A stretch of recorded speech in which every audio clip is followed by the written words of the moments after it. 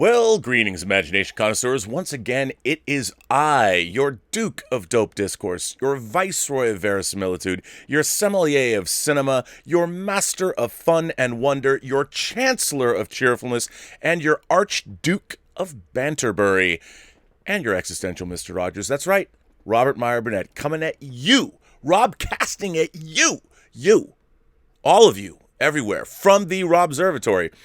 You imagination connoisseurs, you members of this, the Post-Geek Singularity community. It's a Thursday.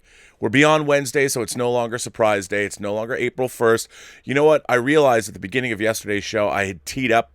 I was going to tell you about something that happened that was really amazing, and I had this great April Fool's prank. I was gonna lay it on you, and you would have believed. You would have believed, because I used to do these on Facebook. I haven't done it in a couple of years, but they were so convincing, people would call me up for weeks afterwards going, congratulations, because it was always about some movie I was either directing or producing, and I would use all this industry parlance so people believed it, and I had a great one. It was really, really great. I'd even rehearsed it, but then I felt, no, I'm not going to do it. I'm not going to do it, because what would be the point? I'd get you all excited. Hell, I'd get me excited, and then it would turn out it wasn't real. And I don't want to do that. So I didn't. So I told no April Fool's joke yesterday. And don't worry, this doesn't mean I'm setting you up for today's April Fool's joke, because I am not. I'm not, ladies and gentlemen. But you know, Top Gun 2 officially delayed until Christmas. Taken off the schedule, the late June schedule. Tenet's still in July. Comic-Con is still happening so far. What's happening? You know, I realize it's a sacrifice. And everyone's like, look, I understand. As coronavirus cases pass 1 million worldwide, why am I here? Why am I still talking to you guys? You know why I'm here talking to you guys? Because you guys have allowed me to do so. It is a privilege to speak to you, and it is a privilege to have everybody writing in and saying, thank you for doing what you're doing. I didn't even realize that to some people this show matters, just that I'm sitting here doing this. And I'm still the Chancellor of Cheerfulness for at least some people. Hopefully more people. But anyway, this is, of course, Robservations episode number 380. So I don't know if you all saw this, but yesterday Gizmodo, which is a site I have a love-hate relationship with, unlike the Mary Sue, which is a site I really just can't stand, even though when they do have an article like I shared with you last week, I'll share it. I do look at these places, and, you know, by the way, if you guys aren't watching Alex Garland's Devs, you're missing out. This week's episode number 6, I don't know if it's a 7-episode show or an 8-episode show, but very compelling, quiet sci-fi. Basically this episode was just people talking to each other. It's pretty much it. And I'm quite enjoying it. I really hope it sticks the landing. It's very interesting because Alison Pill, of course, is one of the co-leads in Devs, and she also played Dr. Girardi in Star Trek Picard. And boy, one role is far more compelling than another, and I'll let you decide which one is which. But I highly recommend watching Devs. It's on FX. I've been watching it on Hulu. And, you know, you can bang it out. It's really compelling stuff. It starts out like a conspiracy thriller, but as it moves along, it gets into some quite heady territory. And today, really even headier territory, and they set up something that I was not expecting. Well, I won't tell you what it is, but pretty good. So anyway, Gizmodo published an article yesterday by a guy named James Whitbrook called "Our Fascination with Canon is Killing the Way That We Value Stories." And you know me, I'm a self-professed canonista. I love canon.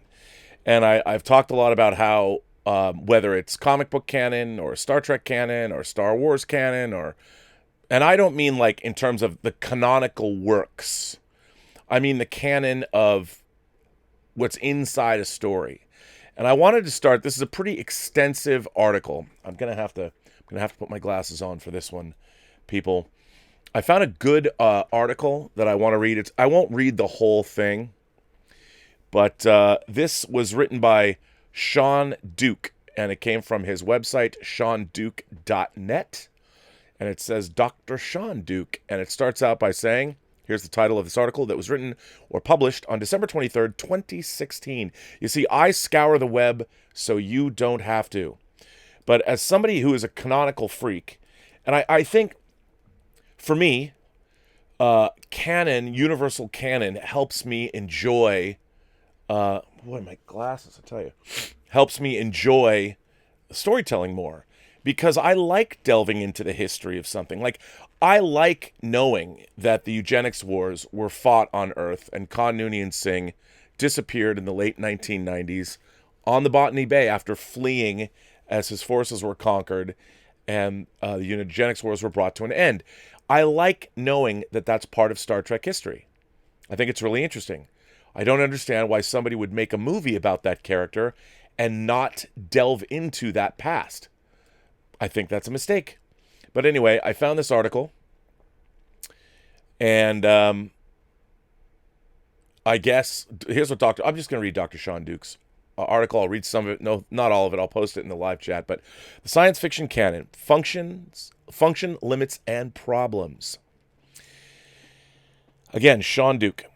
I have spent a lot of my time in graduate school thinking about how to talk about literary canons and ways to disrupt them. The literature classes I teach always include works that have otherwise been excluded from Western canon in a deliberate attempt to draw into question how canons are formed and the limited scope they present to us as readers. It's a tightrope game.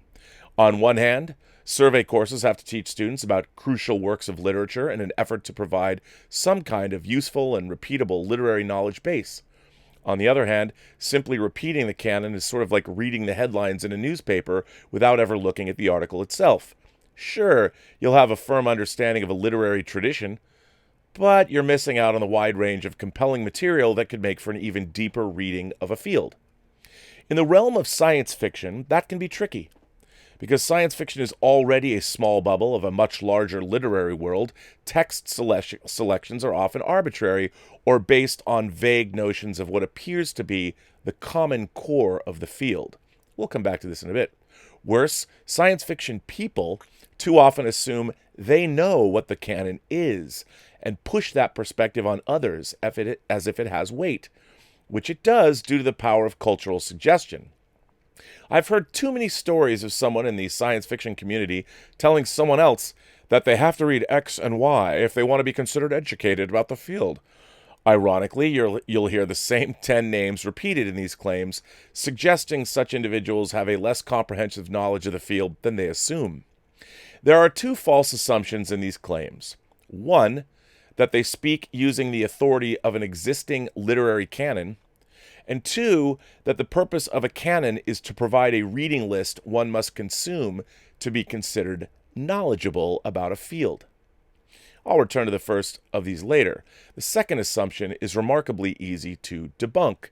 Let's use Western canon as an example. If you were to attempt to read the entirety of Western canon, you'd likely be in your 50s before you finished. For one, the Western canon is long. Really, really long. There are hundreds of works on the list.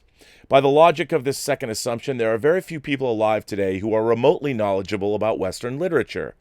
Indeed, I'd wager that even the most learned scholar has at most read half of the list. If the purpose of the canon is to measure one's knowledge, then the Western canon fails on the spot, instead of failing for other more significant reasons. These sorts of claims are gatekeeping measures to delegitimize the points of view of others. More importantly, they're used against younger generations, who have frequently turned away from classic literature for all sorts of complicated reasons. When it comes to science fiction, I'm not at all convinced you must read Heinlein or Clarke to understand the genre, any more than you must read Hemingway or Faulkner to understand American literature. You could just as easily read a literary history to understand their legacies and save yourself the time. Even if you were to read Heinlein or Clarke, doing so while ignoring Langell, Norton, and or Moore would be akin to reading about the Second World War and ignoring the Pacific Theater. Much of this comes down to a fundamental misunderstanding of the purpose of literary canon. In the science fiction community, canon seems to fall under the category of works I like or works I think are important. Literary canons, however, are more complicated lists that shouldn't rely so heavily on personal whims or desires. In fact, I'd argue that literary canons are the result of intense conversations between multiple sub-communities about literature. In common practice, literary canons are sort of like curated reading lists that indicate to an everyday reader which works are important. They are separated from general reading lists by institutional backing, loosely defined, whether in the form of the academy, organizations, and/or critics, or possibly some other body of individuals. Unsurprisingly, literary canons are enormously controversial because they are, by definition, exclusionary. Indeed, they must be to serve some kind of practical function. As an academic, I view canons as largely educational tools. They help educators provide a framework for understanding the development of a literary tradition through representative works, a process that necessitates a few key functions. The works in the canon should reflect influence rather than simple publication numbers. The works in a canon should reflect substantial contributions to the field. The works in the canon should reflect the continued development of a field, not simply the repetition of forms without variation. Note that none of these functions include literary merit, which I consider to be far too subjective and altogether a useless distinction. It's also a distinction that, frankly, doesn't adequately account for the development of a literary form, especially in genre. First, even if we could offer a concrete definition of literary merit, you'd be hard-pressed to find scholars willing to say with seriousness that the most influential science fiction works of the 1920s and 1930s were all of high literary quality. After all, some of the most important early works of science fiction hardly stand up to the test of time. I would consider Smith's The Skylark of Space a canonical science fiction text, even though there are far better works of science fiction to be found elsewhere. Second, I think literary merit tends to be a privileged position, since much of the canon in the West was carefully constructed by the intellectual elite. This meant that works which otherwise would have been forgotten, such as Melville's Moby Dick, could be reappraised and presented as a great American novel. This is all fine and good until you realize that a great number of perfectly wonderful works by women and people of color are excluded on the shaky, bullcrap, basis of merit or ignored entirely. They're not as likely to be given the opportunity for a reappraisal. Once we toss literary merit out the door, we're left with a complicated and problematic set of conditions, particularly in the world of science fiction. At the moment, I am unaware of any official science fiction canon. Because science fiction scholarship has only recently become an acceptable discipline, much of the attempts to form a science fiction canon have come from outside the academy. Websites such as The Guardian and NPR have offered lists that might serve as canons, but they are either wholly incomplete or driven entirely by public consensus, which is a great way to exclude the works of marginalized groups. The closest academia has come to establishing a science fiction canon is through histories of the genre, introduction books, and large, comprehensive anthologies, which are just as likely to be non-academic, all of which can fill in for canons, but none of which seem to have the same weight as the more clearly established and routinely scrutinized Western canon. Essentially, the science fiction canon appears to be a nebulous, wandering sea of tentacles, most of which share common threads, even as they squirm out onto the literary ether. It is certainly the case that we can identify a few dozen of the most influential works of science fiction and grandfather them into canon, but if the canon is to serve the functions I've listed above, it raises serious questions. Canon and influence. How do we measure the influence of a work? One of the serious problems with influence is its nonlinear development. Works that were influential in a certain decade might not be influential 30 years later. Indeed, Golden Age authors who have, in my opinion, been unfairly ignored are now cited more regularly as influences of contemporary science fiction writers. This is, of course, the problem with canons in the first place. We can focus solely on contemporaneous influence, but this will, by definition, exclude authors who might otherwise deserve attention, thereby creating a cycle of exclusion. There's a reason the same 10 authors appear on so many best of science fiction lists.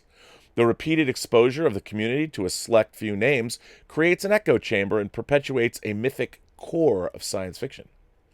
One possible solution to this is to simply take influence as a constantly shifting dynamic. After all, canons are meant to be contextual, meaning that history and culture play a crucial role in the reception and importance of a work. Looking at influence in a broad spectrum means we limit unnecessary exclusions, and also means providing the cultural context that explains why two works released in the same period might be received quite differently decades or centuries later. The legacy of Heinlein, for example, is crucial to a comprehensive canon of science fiction, but the shadow he casts has begun to wane in recent years, as everyday readers and scholars have begun to reappraise the earliest periods of science fiction. Canon and substantial contributions. I think one of the major issues with contemporary conversations about science fiction is a massive disconnect between newer fandom and older fandom. Traditional fandom. Older fandom largely holds the works of Heinlein, Clarke, Asimov as foundational texts, or the original Star Trek series. They are thought of as science fiction's Bible, works that shaped much of the literature that followed. New fandom may recognize these works as historically important, but a significant portion of that fandom rejects these works on social and political grounds. I'm sympathetic to this perspective. Many of the most revered authors in science fiction have been men of less than suitable characters, blatant racists, sexists, etc. And some of their works have reflected some of these views, even if the authors themselves were not explicit subscribers, i.e., a reflection of the times. This view also holds correctly, I might add, that many women and people of color have been excluded from such considerations despite having written worthwhile works. There isn't, as far as I can tell, a community-sized bridge between these perspectives. The foundational text perspective is, in principle, valid history. However, it rarely holds up to principle. For one thing, the publishing establishment of the early 20th century largely ignored women and people of color. Exception always exists, but for all the finger-pointing at the Harlem Renaissance and the notable female writers throughout early literary history, there's an even bigger finger pointing to sexism, racism, etc. This is no less true of science fiction. Without an even playing field, relying on substantial contributions will always reproduce a mostly male, mostly white canon for the early years of science fiction. We can, of course, reappraise writers from the period and argue for their significance. If the literary establishment can do it for Melville, there's no reason we cannot do it for others. To some degree, we already do that, though it is a long, arduous process. Reappraisal also presents a new problem. How do we justify reappraising a text which did not have an impact on the field at the time of its publication? Setting aside works which have since had an impact, to reappraise is essentially to argue about the merits of a text. As I've said, this is a painfully subjective way to look at literature, and consensus will be difficult to find. It also leaves the door wide open to endless reappraisals, which could make for a canon that is too haphazard. Now I'm going to jump down, and I'm going to the last paragraph. And by the way, I'm going to put this in the live chat right now, because boy, did I love this article. So he ends by saying, the canon will probably always be a disappointing mess. While the final function of a canon might make for a much more inclusive vision, I think that no canon will be sufficiently satisfying to basically anyone. I think the problem with the science fiction community, whether the everyday fan or the critic or the academic, is its fractious nature. Few of us can agree on much of anything, let alone the works we think belong in the literary canon. Hell, in academia, we cannot even agree on what science fiction is. The closest we might come to a science fiction canon are those created by small groups and organizations. These likely won't have the weight a canon deserves, although that may make them slightly less controversial. There's also the problem of agreeing on the purpose of a literary canon. I view canons as exclusionary by nature. Indeed, they must be exclusionary.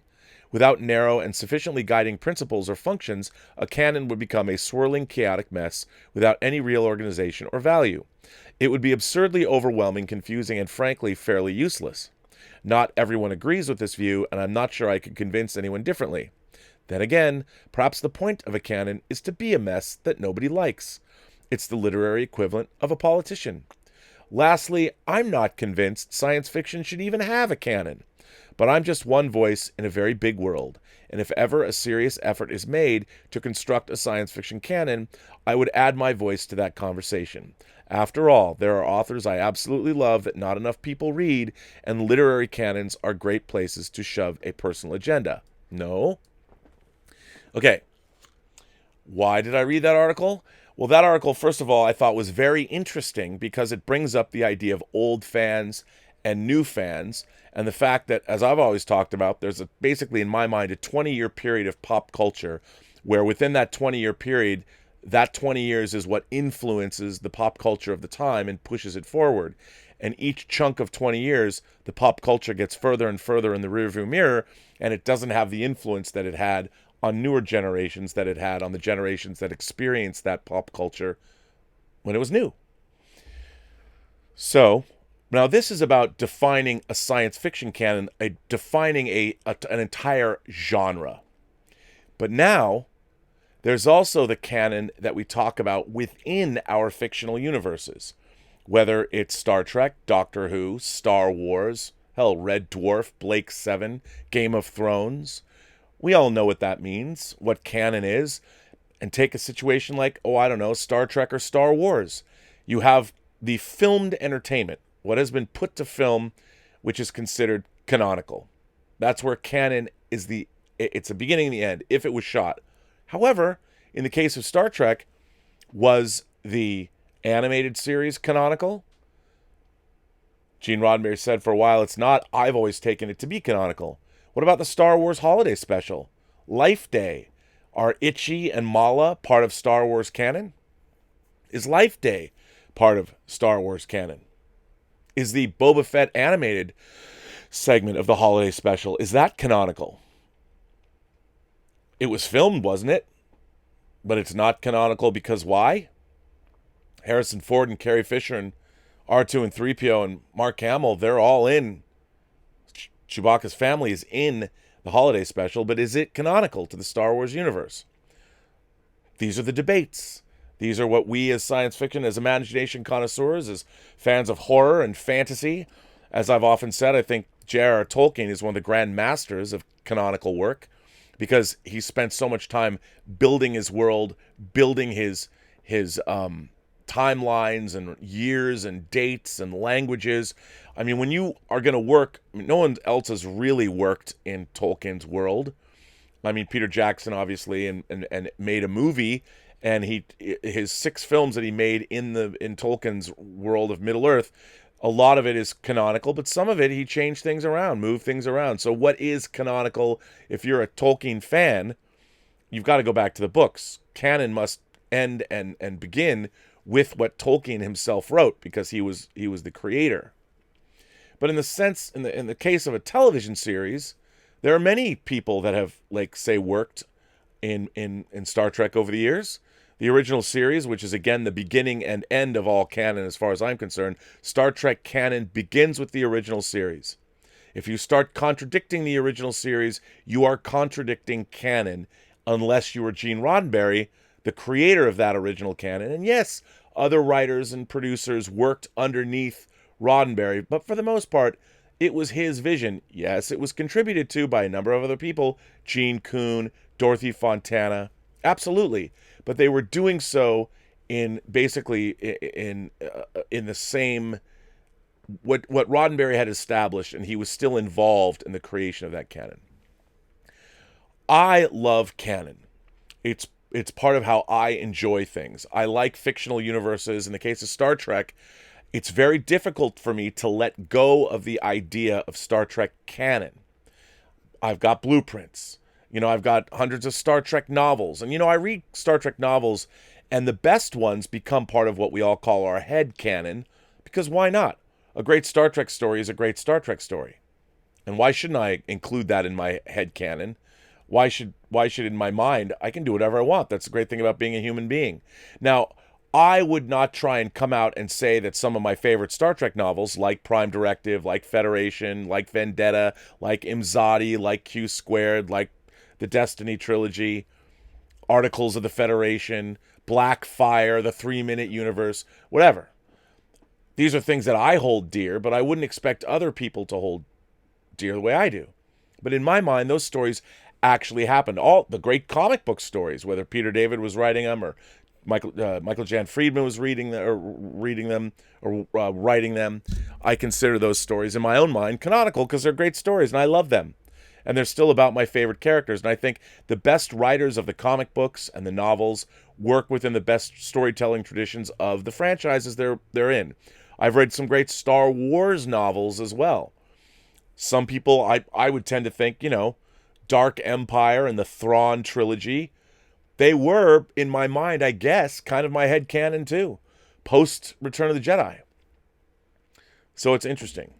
Well, now yesterday, Gizmodo published an interesting article. Oh, by the way, before I get into that, one of the things that I realized as I was reading this article I just read to you, it makes a real great point that old fans and new fans are constantly looking into the canon. And when you have somebody, and I've said this a lot, there are people that are going to come to Star Trek Discovery, which they have told us is a canonical Star Trek show.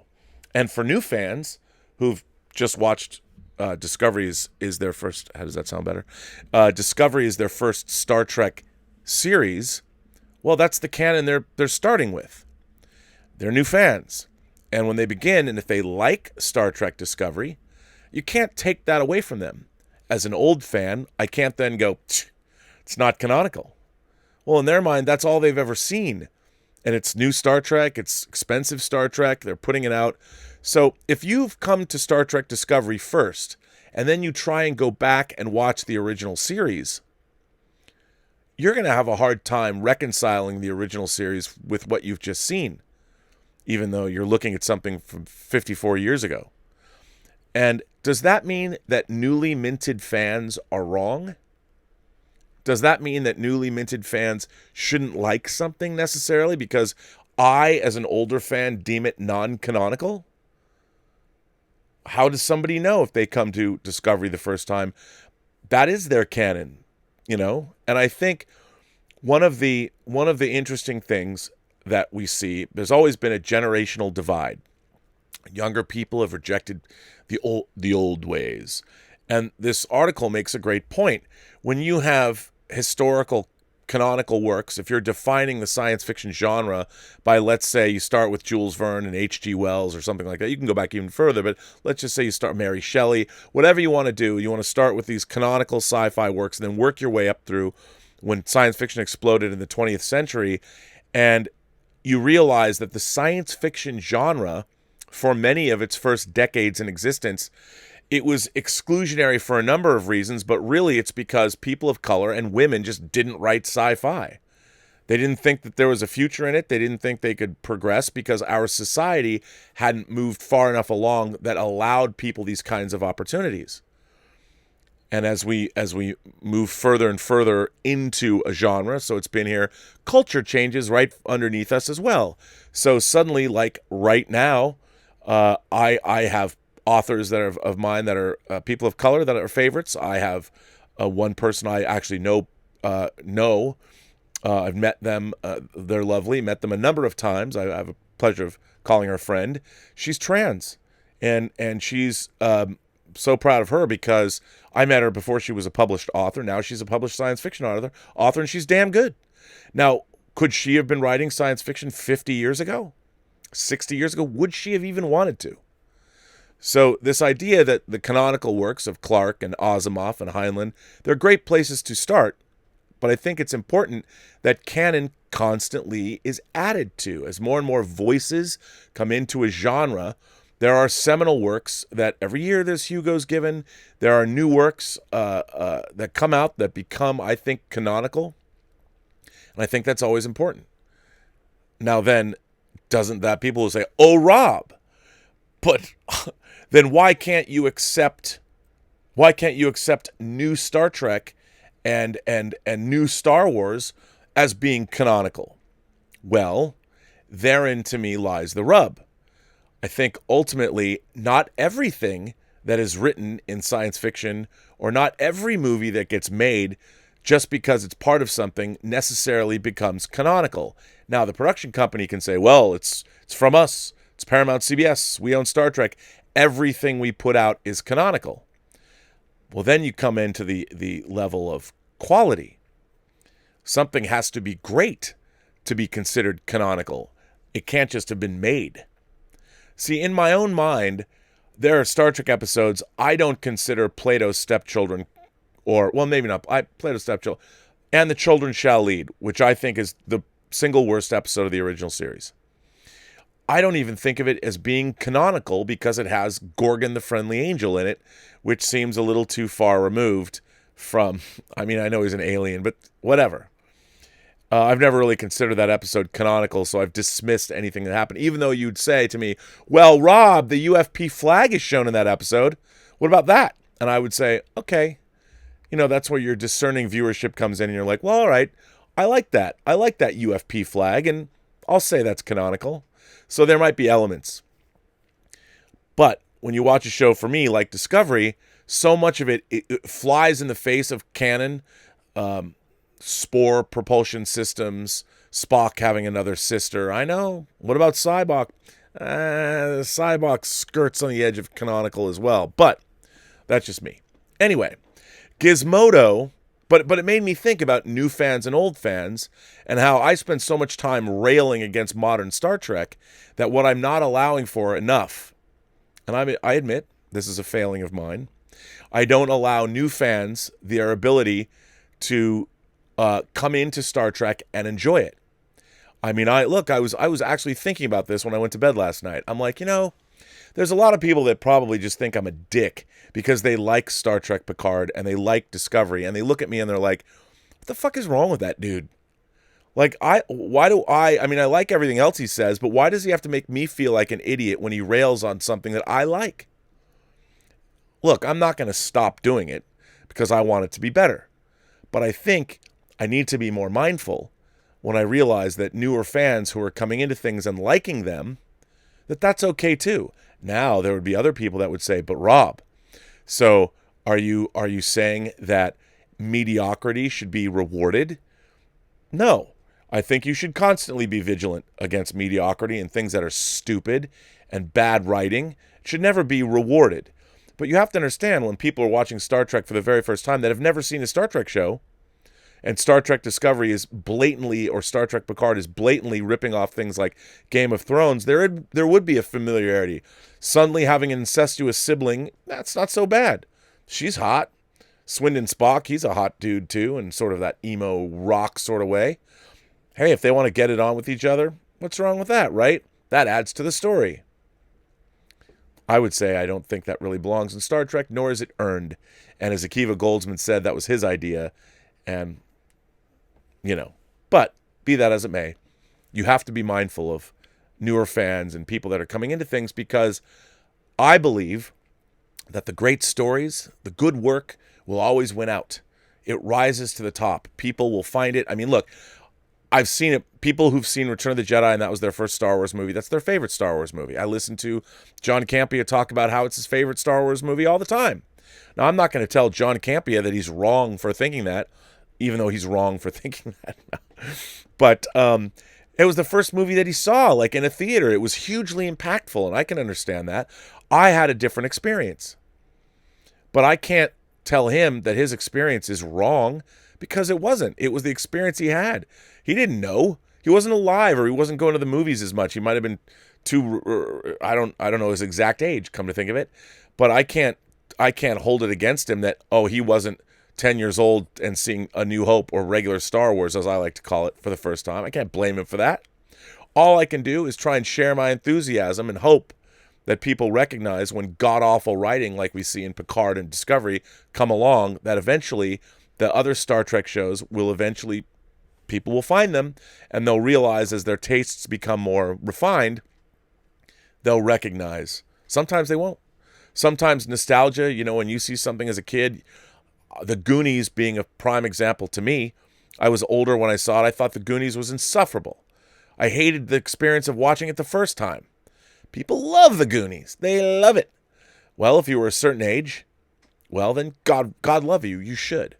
Well, anyway, what I thought was really interesting. So yesterday, Gizmodo published another article about Canon. It's pretty short, but I wanted to read it. It's by James Whitbrook. This was published yesterday at 4 in the afternoon. Our fascination with Canon is killing the way we value stories. As the pop culture we love becomes increasingly dominated by vast franchises of interconnected worlds and stories, so does it become dominated by one singular question from diehard fans. Is the thing we're about to consume canon to everything else we've consumed before? It's an attitude that's turning our love of stories into some bizarre archival competition. Canon is not an inherently bad thing, of course. It can provide structure to chaos, and it can provide a sense of not just continuity, but stakes as that continuity progresses. The idea lets characters bear the impact of events on their journeys across not just one narrative, but many, allowing them to grow and change to the point that they might even be entirely different kinds of people compared to where we first met them. There's still plenty of room for variety and interpretation in even a relatively strictly defined canon. Just look at Star Wars and the kind of stories it can still tell, despite the mandate from up on high that anything must be told fit into what's been established since Disney took over the franchise. But those stories benefit from the added weight of being definitive interpretations of events that flesh out an entire galaxy's worth of stories. But where canon, or rather our hunger for it, goes terribly wrong is when whether something matters or not becomes the base standard for how we consider a piece of media. It is an attitude that has become predominant not just within fandom circles itself, but in the media commentary that has developed around these fandoms and the blockbuster franchises that dominate our popular culture. Critics and fans alike are now less interested in actually interpreting a piece of media thematically or engage with why they liked or disliked it, but instead to pick it apart and break it down to the base components of what are essentially its pure, unflinching facts. By the way, I strenuously disagree with this. I just don't agree. Google Star Wars The Marvel Movies, and you will see likely as many articles and videos with headlines like X confirms Y is canon, X questions answered by new media, or X things we learned about character Z in this new book, movie, or TV show, as you will critical essays about these stories, if not more. And before someone accuses me of throwing stones in glass houses, yes, IO9 totally does this too. Like I said, discussing canon can be fun. It can add a lot to a series. But this craving for it above all else is a toxic attitude. I love being told that if you have an attitude that you're indeed just right away toxic. Not just to the way we talk about pieces of media from a critical perspective, but in fan circles as well.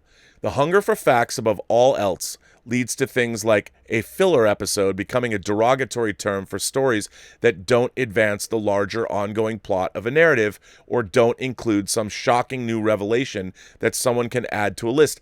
I disagree with that as well. You don't have to have shocking revelations, but if a filler story is inconsequential or doesn't do anything to advance whatever narrative, even within its own pages, a filler story itself, if that's all there is, a filler story itself can matter. You know, I would say in Star Trek The Next Generation, an episode like The Inner Light, somebody could say, oh, that's a filler story. I mean, Star Trek wasn't a serialized show at that point, but it really was just a detour into the life of Jean-Luc Picard that didn't have lasting ramifications on the series, but certainly lasting ramifications on Picard himself. So I would say a story like that is wonderful. Maybe that's a bad example. Or Deep Space Nine's The Visitor. This craving for it above all else is a toxic attitude, not just to the way we talk about pieces of media from a critical perspective, but in fan circles as well. The hunger for facts above all else leads to things like filler episodes becoming a derogatory term for stories that don't advance the larger ongoing plot of a narrative or don't include some shocking new revelation that someone can add to a list. It predicates the gatekeeping act of being a fan that is built on how much you know about a thing over whether you actually enjoy that thing or not. It's an attitude that in turn feeds the equally unruly and constantly growing spoiler culture, because a fandom that values pure details above all else puts weight in the knowledge of those details.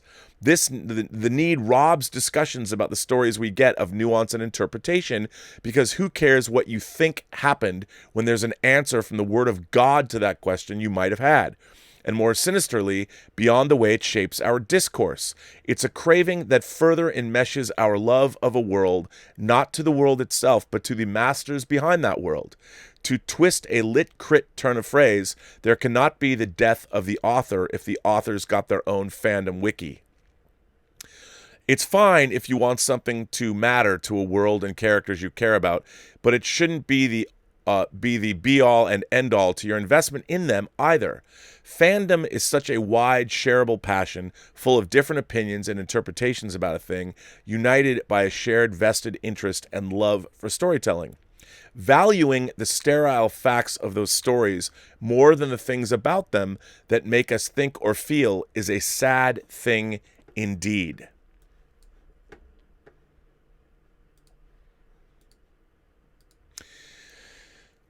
I honestly think the article and the author misses the point. James Whitbrook, I think you missed the point. I think this is a fundamental thing that's going on in fandom right now, and I see it happening every day. The problem is not canon and not details. And look, I don't think anybody is interested in the minute details of anything if the actual story being told within a certain framework is unbelievable. So I'll give you an example. In Rise of Skywalker, we are asked to believe that Palpatine, Sheev Palpatine, somehow came back, not only came back, but has this planet Exegol, and we never know exactly how many planet-killing Star Destroyers or Star Destroyers that are fitted with planet-killing Death Star-powered weapons he has. Hundreds? Thousands? But the question needs to be asked. When you see something like this and you're given no explanation about where these things come from, we as astute viewers, we don't need to know exactly how many people are there. We don't even need to know how many Star Destroyers are there. We need to know how those things are there in the first place. These are story points that are not addressed. And if you've been an astute viewer of any of these things for a very long period of time, when you sit down and you're shown, we live in the real world. So we understand, say, how long it takes an assembly line to manufacture however many cars that assembly line is manufacturing. We understand that there's personnel involved. We understand that there's machines, and we understand that there's natural resources involved. So when you see something like all of those Star Destroyers, we know that in the real world, to construct mile-long spaceships takes some time. And we think to ourselves, well, even if you had an assembly line of Star Destroyers, how many people would it take to work that assembly line? We know from the prequel trilogy that it probably took at least 25 years for the Death Star to be constructed. We see it at the end of Revenge of the Sith, how much time goes by before A New Hope? Years, decades? So this idea then that we're looking at these Star Destroyers, as an astute viewer would ask, knowing how things are manufactured, they don't do a good job making us believe in what we're watching. That to me is a failing of writing.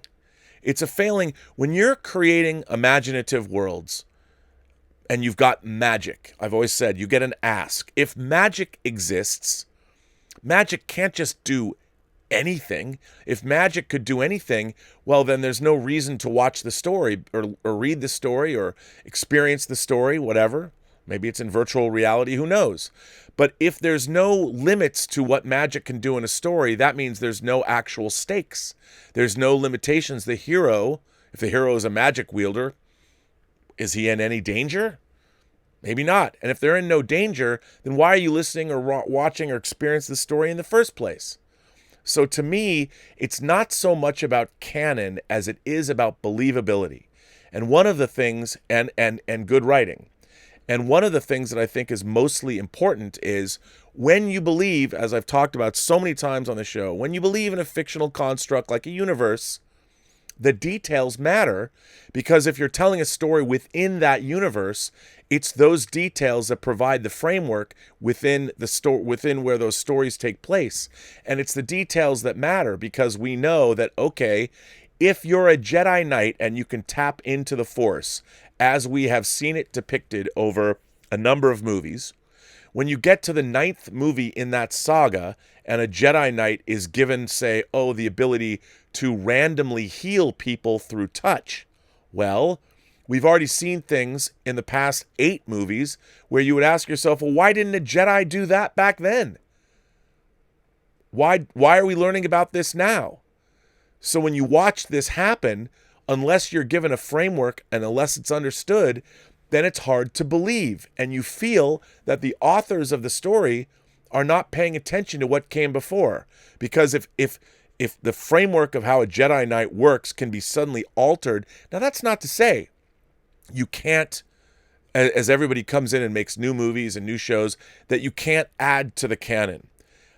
But if by doing so, you wreck or you bring into question something previously where a character should have apparently known this power and been able to heal somebody and didn't, then you suddenly are like, why did you possibly add this particular detail into your story? What purpose does it serve in the larger narrative? And I feel that way a lot about what modern creators are doing with these franchise properties. We've seen on between Star Trek, Doctor Who's last episode made a significant change to the canon of the Doctor. A retroactive change going all the way back to the inception of the Doctor that is earth-shattering if you're a Doctor Who fan. And the question that I have is, for anybody who's working as a custodian in one of these franchises, why did you feel the need to do that? What possible purpose could it have served? Why did you need to go back and fundamentally alter? Look, you can add to existing canon. I'm all for it. I'm all for adding to existing canon within these fictional universes. But when you go back and you try and alter fundamentally from a foundational level, go back to the beginning and change everything the audience knows about it, well, who are you to do that? I mean, to me, it seems, well, it seems in a way you've overstepped your mandate. And I feel the same way, I personally, as you all know, feel the same way about what Star Trek '09 and onward has done to, say, the character of Spock. Let's give him more personal foibles. Let's make his journey a little bit more like how he was unformed when he came on board the Enterprise. You know, all of these things. You're going back and you're changing a character. And I feel that it seems silly because there's no law against doing it, but I feel that creators sort of, if you're going to work in that realm, you should honor what came before. Because in a way, it's like you wouldn't have a painter come along and repaint the Mona Lisa. You know, I mean, the Mona Lisa should be immutable. It should never change. And if you're not the author, or you're not the artist, or you're not the original painter, you get to paint new pictures. Hell, you can even paint the rest of the people in the room that the Mona Lisa might have been sitting for that, and there's a rager of a party going on behind her. But you can't fundamentally necessarily change the picture of the Mona Lisa. That's not fair. At least I don't think so, because you're trying to entertain your audience. I don't think it's fair to your audience. And again, if you're a new fan and you don't have this connection to these stories because of the first time you're seeing them, then you can watch them and not be conflicted or not get angry when, say, the canon is violated, when the universe is violated. And that's when you come up with, I see people that are like, why are you so angry, Rob? Why are you so angry about this? And I'm like, well, because both in the real world that I live in and the fictional universe that I've been following since I was 10 years old, I know that fleet of Star Destroyers couldn't possibly exist without a long explanation of why they're there and how they got there. I don't want to read it in a visual dictionary. They're showing it to me in a movie. And I feel J.J. Abrams' biggest shortcoming as a storyteller on the big screen is that all of that connective tissue, he doesn't care. He doesn't feel he needs it, because what does it matter? But if you're somebody who is a consumer of these things, canon does matter. And if you're going to subvert canon or do something crazy, then, and remember, all of our sense of verisimilitude, what's right and wrong and real, what's real, comes from our own existence in the real world, meaning that we as imagination connoisseurs, what we can imagine, we are extrapolating from what is true in real life. And the same, I would say, when I look at Star Destroyers, I know how things are manufactured. Star Destroyers weren't built on a 3D printer. No one pushed a button. They had to be constructed. They're a mile long. They're huge. I mean, hell, I have a 3-foot model, a resin model of a Star Destroyer, and to make it the way that I would want it would take me weeks of work, weeks of puttying and weeks of sanding and weeks of filling and gluing and drilling hundreds of holes so I could put the fiber optics I would want in that model. That's time. And that's to build a resin model of something that doesn't exist. But if a Star Destroyer did exist, how many people would it take to build something that's a mile long? Go to a super tanker manufacturing facility. Look at that. So we know the question arises, come on, dude, why do you have to go and give us 2 or 3 or 4 or 10,000 ships when the question arises, who the hell built them, where did they build them, and who are all those people that apparently had the time to do it? Where'd you get those resources? If you've been hanging out on this planet on Exegol when the First Order rose up, I mean, you got to tell us these stories. And in the case of the Rise of Skywalker, which, you know, Skywalker saga, right here, all of it, all 9 movies in 4K. I mean, you think about that. Over the course of those 9 movies, there are questions, there's realities, there's all kinds of things created. And one of the biggest problems is when you get to the end, Rise of Skywalker, there's a lot of questions that just remain unanswered, which makes it very hard for me as an astute viewer to really enjoy the film. Anyway, is our fascination with canon killing stories? No. I reject that. I don't think we are nitpicky detail freaks. What I think we're interested in is within the framework of whatever universe we enjoy, we want to be able to believe in that universe, and we want our universes respected by the creators that come to work in those universes. Now, I'm gonna share one more thing because I thought it was cool. So I found this other article as I was wandering, but I chose not to put it up because a lot of it is comic panels. You know what? I'm just gonna, rather than read it, I'm gonna put it in the live chat because it's dope. This is an article that explains why Justice League Avengers is canon in both universes. The Justice League Avengers crossover, why it is in fact canonical. And I love this. So here it is. I'm putting it in the live chat. It's great. And I love reading this.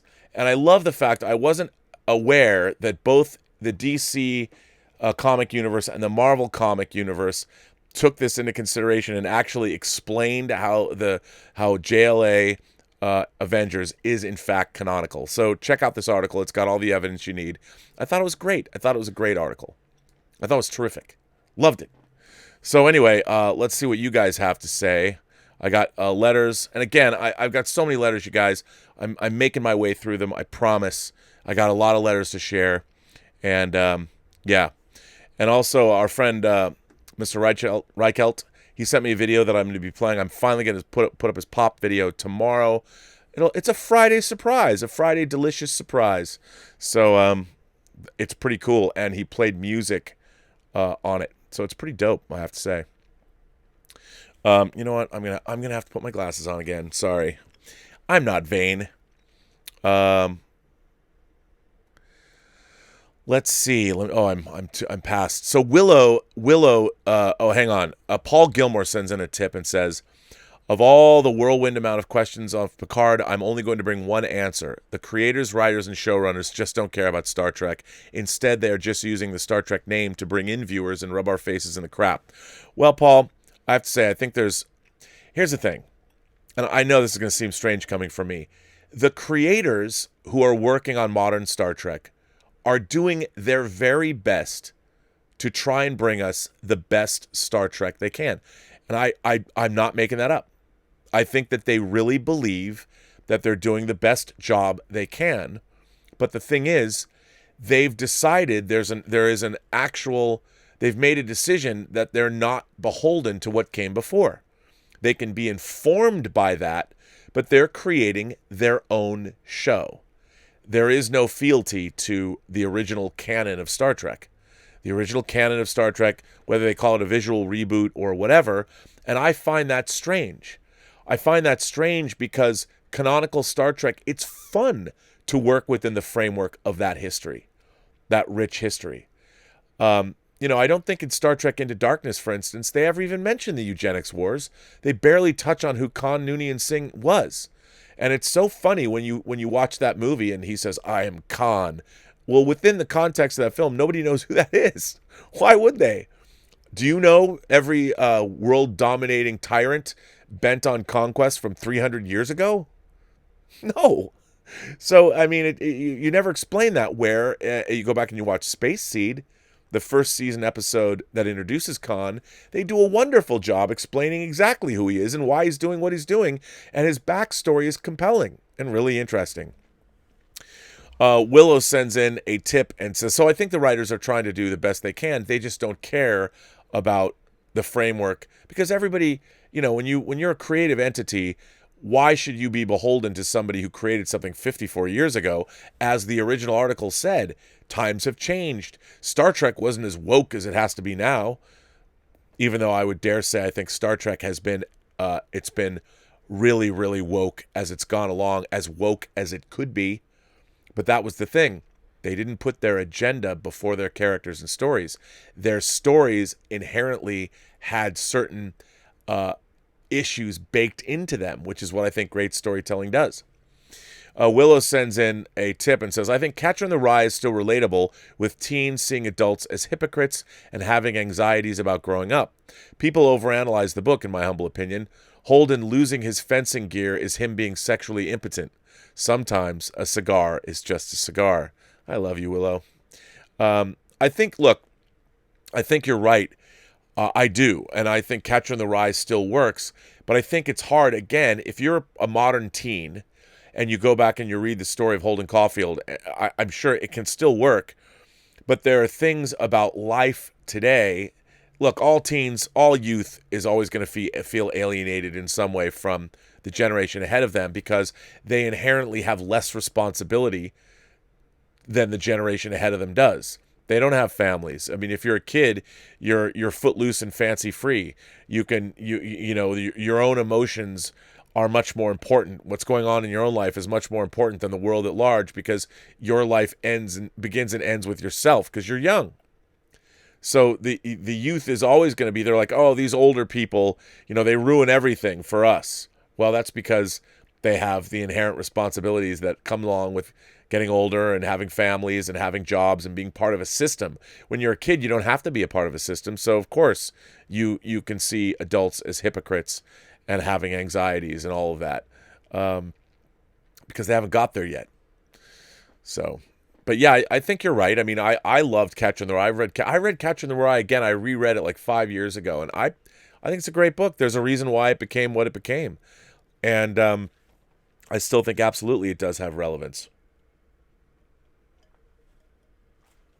Jordy Lyons, our own moderator, Jordy Lyons, sends in a super chat and says, so what's the thoughts on how the theaters will operate with the packed schedule after this crisis? Do you think a contract negotiation will occur?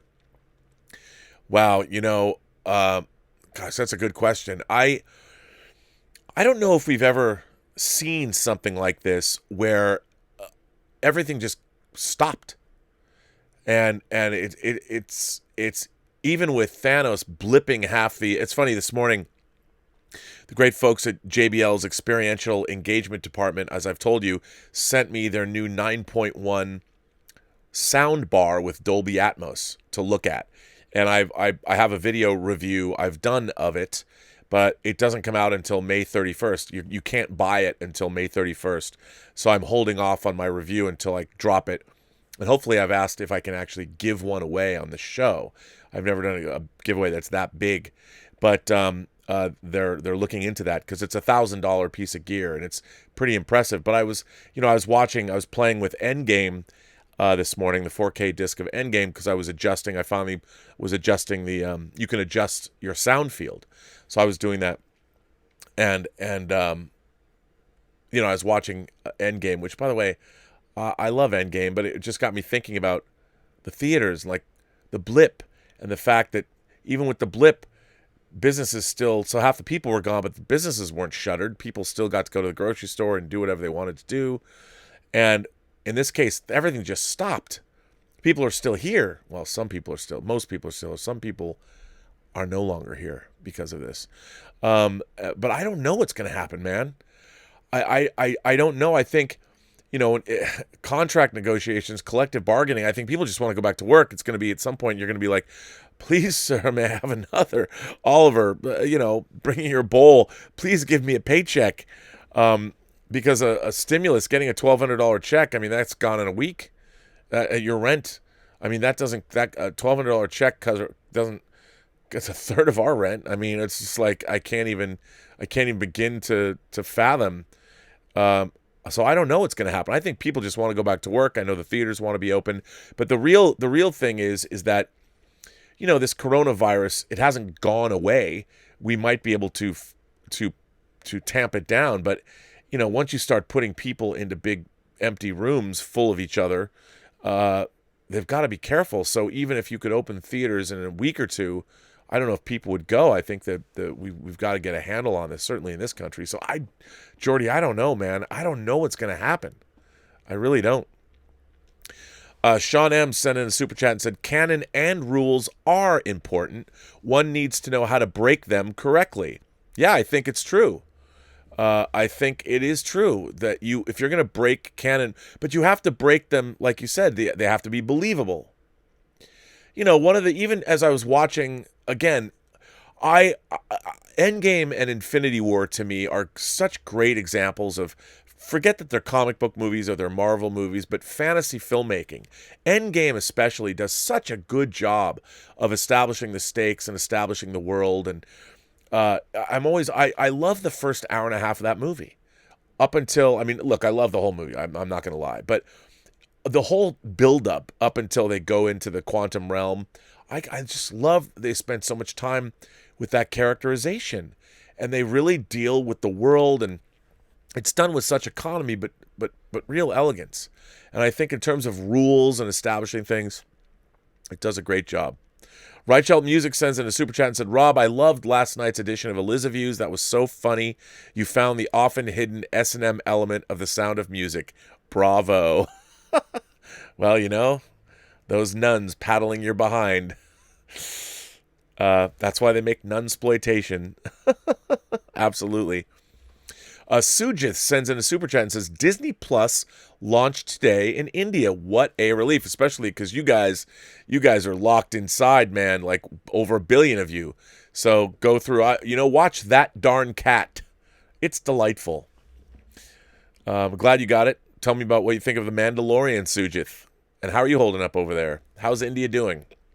Danny Chadwick sends in a super chat and says, I sent a letter a bit ago with a link for a short film I directed. Maybe it wasn't curated for you. I'd really like you to watch it. I think you'll enjoy it. It's the first short film on my channel. Well, I'll look for that, Danny. I will look for that. I'll find. I usually, if somebody's made a short film, I put it in the. Again, I'm going through so many letters. I might just have not gotten to it yet, but I'll find it and I'll put it there. Mark Evans sends in a tip and said, Rob, if you haven't done so before, maybe you could consider publishing a list of your favorite Star Trek books and series. I've never read the books, but I want to now. It'd be great to go through when my country, Jamaica, finally shuts down. Well, Mark, that's a great idea. I keep saying that I'm going to do that. If you know the original series pretty well, and you know The Next Generation, I would say that one of the great books to start with is Federation by Judith and Garfield Reeve-Stevens. It's a fantastic book. If you're more of a Next Generation, Deep Space Nine, Voyager fan, read David Mack's Destiny trilogy, 3 books. And And then, of course, Prime Directive, also by Judith and Garfield Reeve Stevens, is excellent. Peter David's Imzadi and Q Squared and Vendetta are great if you're Next Generation fans. So those are places that I would begin. Older Star Trek books that I always really liked, Vonda McIntyre's The Entropy Effect, I really liked as an older book. If you want to read just a crazy swashbuckler, read Sonny Cooper's Black Fire, again, an original series novel. The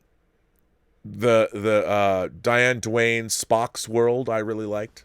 So those are a few. But yeah, I need to do that. Mark Chure, Mark C, sent in a $10 super chat saying, yes, newly minted fans are wrong. Why? Because if Star Trek Discovery is your canon foundation, nothing that has come before would be easy to assimilate within its world. The pieces don't fit. Well, look, Mark, you and I park our shuttlecrafts in the same shuttle bay, and I agree. But here's the thing. Star Trek Discovery is a new show, and so is Star Trek. Well, Picard, I don't know why you would watch Picard first without having seen Next Generation, but whatever. But Star Trek Discovery, look, I agree, because the creators of Star Trek Discovery don't care about, they want to change Star Trek. So I agree with you. But if it's your first exposure to Star Trek and you're watching it and you like it, no one's going to convince you that you don't like it. You'll be like, I like Star Trek Discovery. And the problem is, I would say you've been contaminated by it. But you can't tell somebody that they're wrong.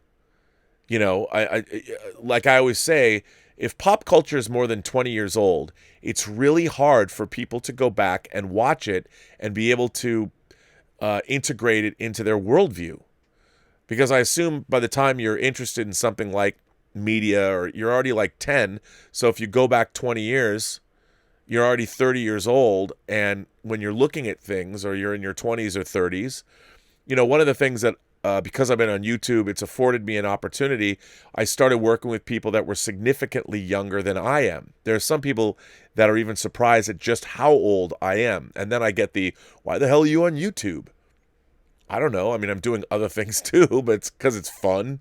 You know, it's a hobby.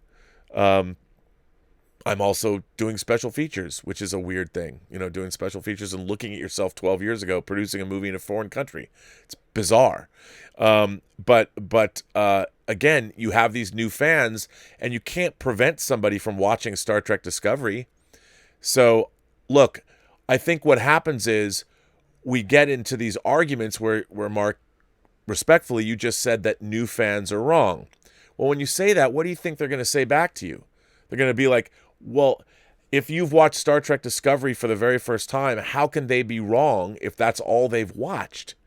Now, I think we have to have, in the fan communities, an understanding. I think also, I will say this, I think that fans also have an obligation to understand where something is coming from.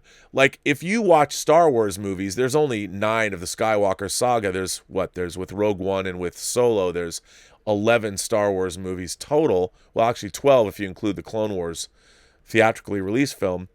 And, you know, if you watched Rise of Skywalker and liked it, and that's your first Star Wars movie, there's a lot of I don't think that a lot of people would be like, oh, I'm not going to go back and watch the original Star Wars. They're going to go back and watch it.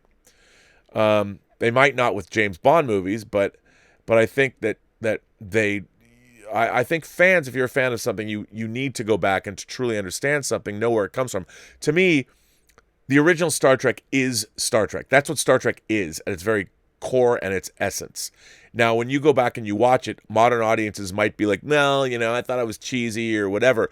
That's your prerogative, but you're never going to truly understand Star Trek as a thing unless you go back and watch the original and see its progression, because its progression also shows you how things have changed over the years in the intervening, it's not intervening, the decade, maybe it is. The decade, is intervening the right word? The decades that have transpired. You also see, like, for instance, putting a counselor on the Enterprise, going from the 60s to the 80s, that was a very 80s thing to do. I don't necessarily think they would have done that in the 60s. There never would have been a counselor. But mental health, somebody started thinking like, well, if you have entire families on a long space voyage that could last years at a time, the mental health of your crew would also be important. How would you deal with loss? So having a counselor, I think, was an obvious extension of the thinking of the day, and they're not wrong about that. So anyway, but I agree that if you're a newly minted fan, you can't call them wrong. I would say look, you can't truly be a great musician, I don't think, unless you have an understanding of music theory in some way, shape, or form. You might not be reading it out of a textbook or something, but you really, I mean, yes, you could be a prodigy and all that, but you have then an understanding of how music works. I think it's always better to have some kind of theory or some kind of understanding, some kind of knowledge, only because it'll make your appreciation of the thing you like even that much richer and deeper. Claudius sends in a tip and says, Mon ami, I understand the impetus to reject classic literature because of its cultural views. Western lit does not always positively reflect the ethnicities or genders of all readers. In my humble opinion, these readers can choose not to read it, accept it, or fit in. Well, that's another thing. I think it's ridiculous to go back and reject a text because of the time in which it was written. You have to take into consideration what was happening in society at the time. I've often talked about in golf you have a handicap. Well, if society has moved on, if literature is even decades or even centuries old, if you're going to reject a piece of literature out of hand because of certain depictions, whether it's depictions against people of color or women, and not then, if you're just going to reject that whole story because these stories were racist, or these stories like Huck Finn and Tom Sawyer, I mean, they use the N-word.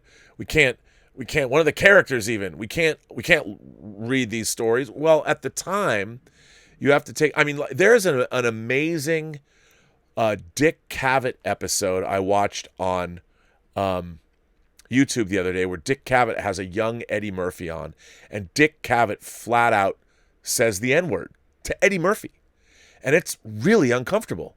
And it's not just uncomfortable for me watching it from this perspective. It was uncomfortable for the audience. It was uncomfortable for Eddie Murphy. And it was uncomfortable for Dick Cavett himself. It's fascinating to look at. And I think that now, what happens though is the stories and the characters, sometimes many people will just reject those things out of hand because of this is inflammatory, or this is racist, or this is whatever. But you have to take into consideration the norm. I mean, slavery was happening in this country for hundreds of years, not just 10 years or 20 years, but for a long time, centuries.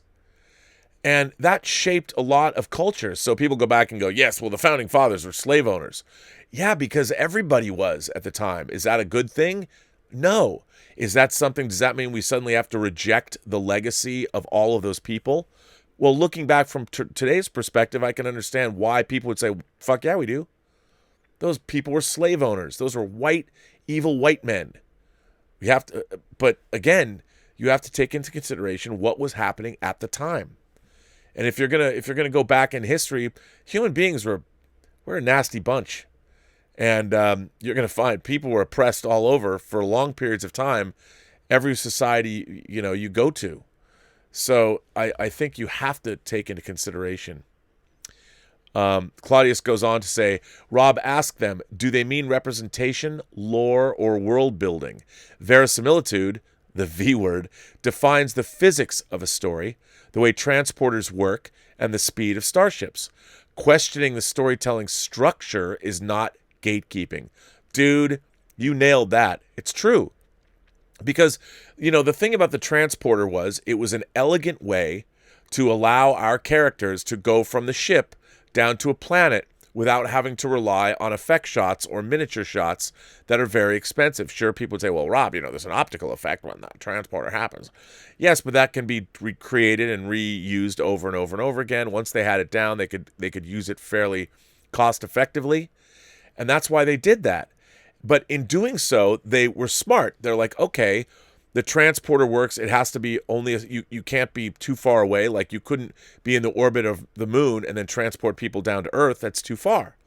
So the transporter was limited in what it could do. It had to be line of sight. Like, you couldn't be on the other end of the other side of a planet. You couldn't be over, I don't know, say over England and then beam somebody down to Hawaii.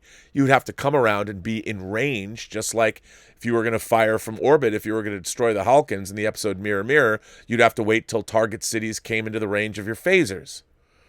And that was one of the interesting things when they had problems with the transporter.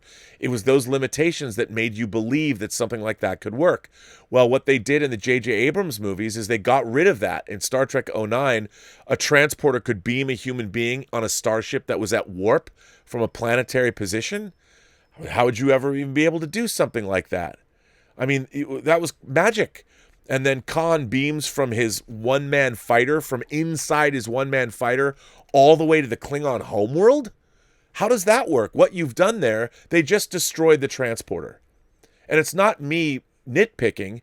It's me taking a piece of technology that was used for 40 years in a certain way, and they just decided, well, we need to figure out a way to get Khan to the homeworld. I know, let's just have him beam there from a one-man fighter. Well, that doesn't make any kind of sense at all. You've just taken something that was interesting and technological that you could believe in, and they've now made it unbelievable. They've shattered. And if that's the case, also, why does anybody need starships? Just beam where you want to go. So, but you're right. Do they mean representation, lore, or world building? The verisimilitude of the transporter was carefully constructed, and then they came in Star Trek '09 and just said, well, you know, part of our story, we've marooned Kirk on this planet, and he meets Scotty. Now, how are they going to get on board the Enterprise? Let's just have him beam there. Well, the Enterprise is flying away at warp. It's nowhere near the planet anymore. There's no way a transporter could work that way. That doesn't matter. Sure it can. It'll do whatever we can.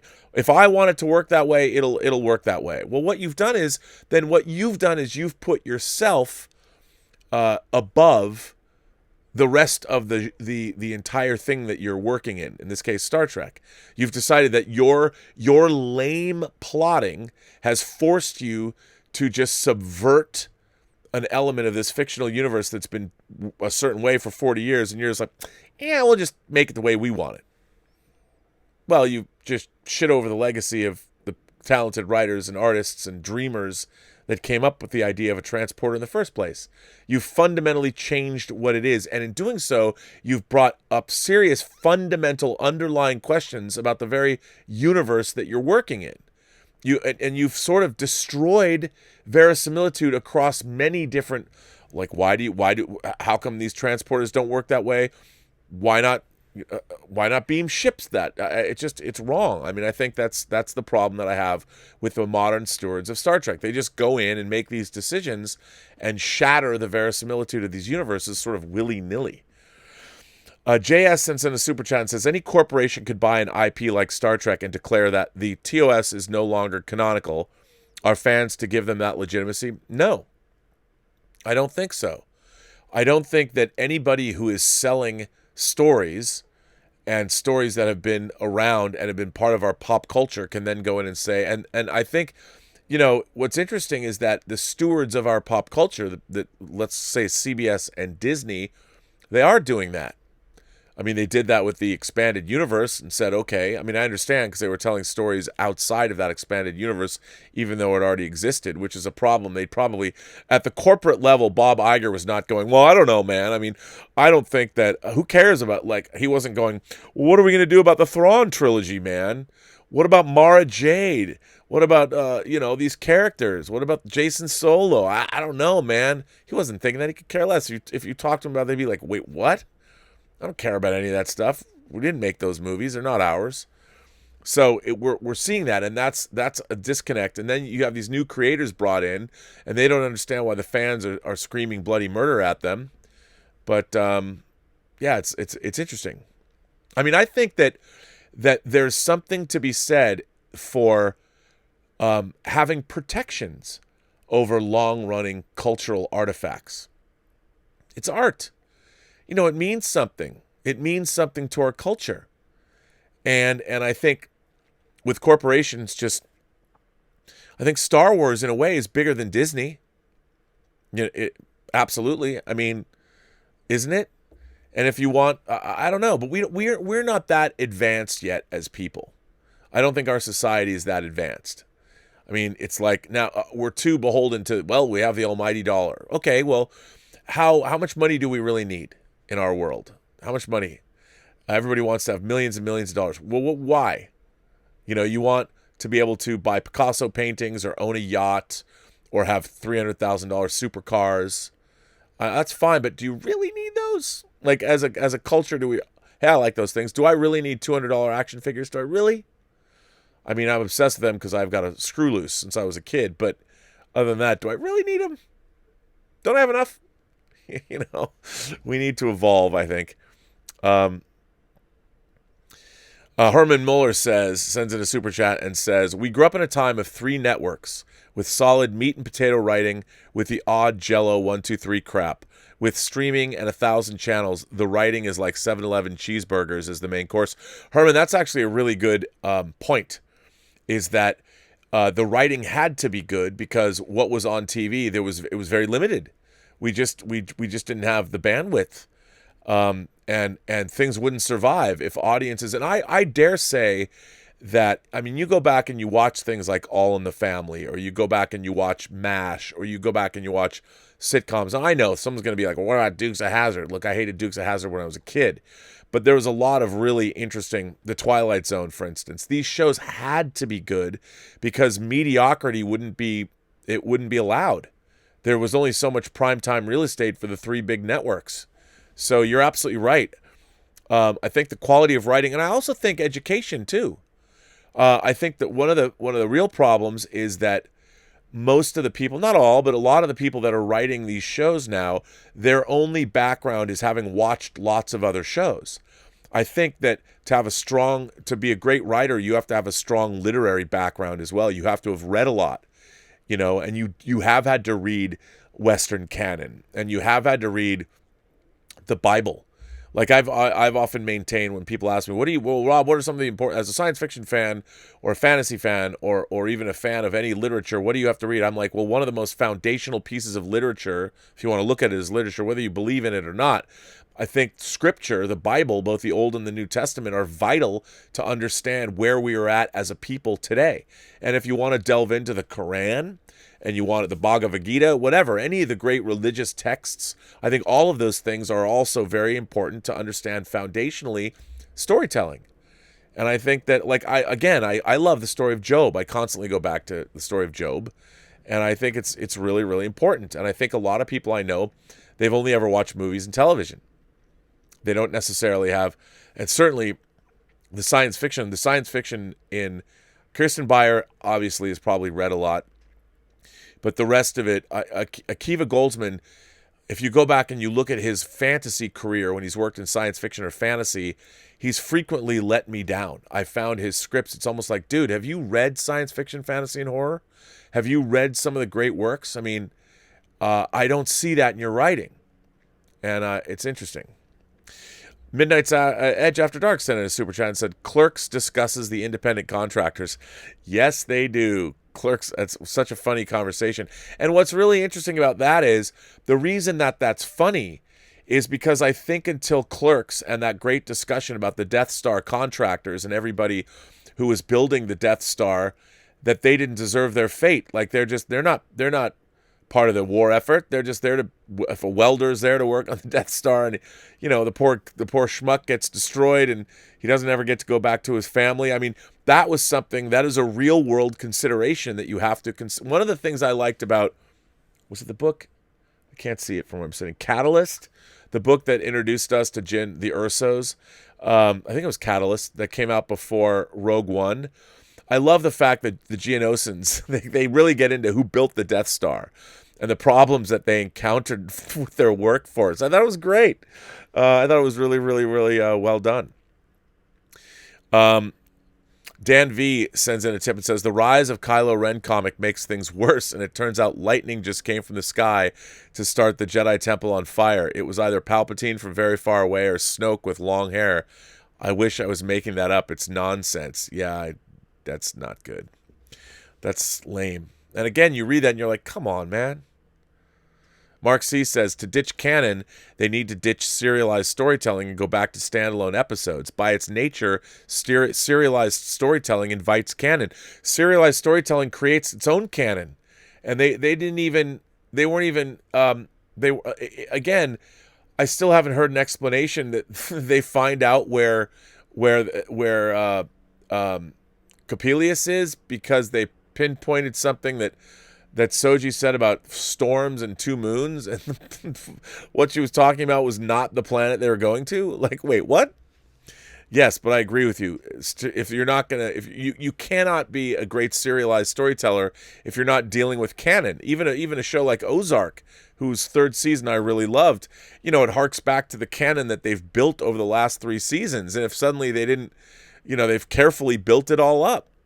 And if they didn't pay any attention, it'd make no sense. I mean, Breaking Bad and Better Call Saul, within the whole thing is canonical. I mean, you've got to know so much to understand how it all works. The characters coming and going, and the people from Better Call Saul that were in Breaking Bad. I mean, my God.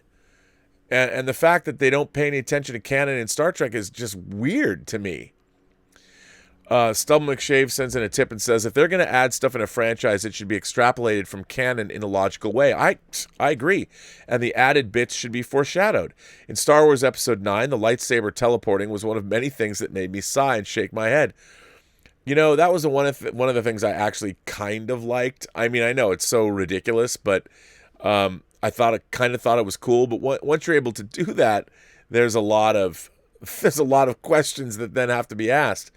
Herman Mueller sends in another super chat and said, sorry for generalizing, Rob. I'm just frustrated with the low level of writing quality on Picard. Me too, man. And don't be frustrated. Don't apologize. I completely agree with you.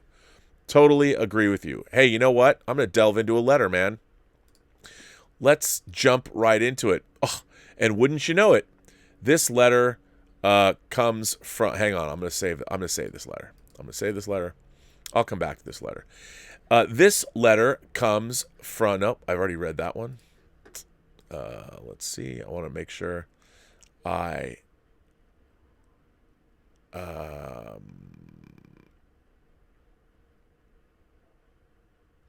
Oh, okay. I don't think I've read this. Maybe I have.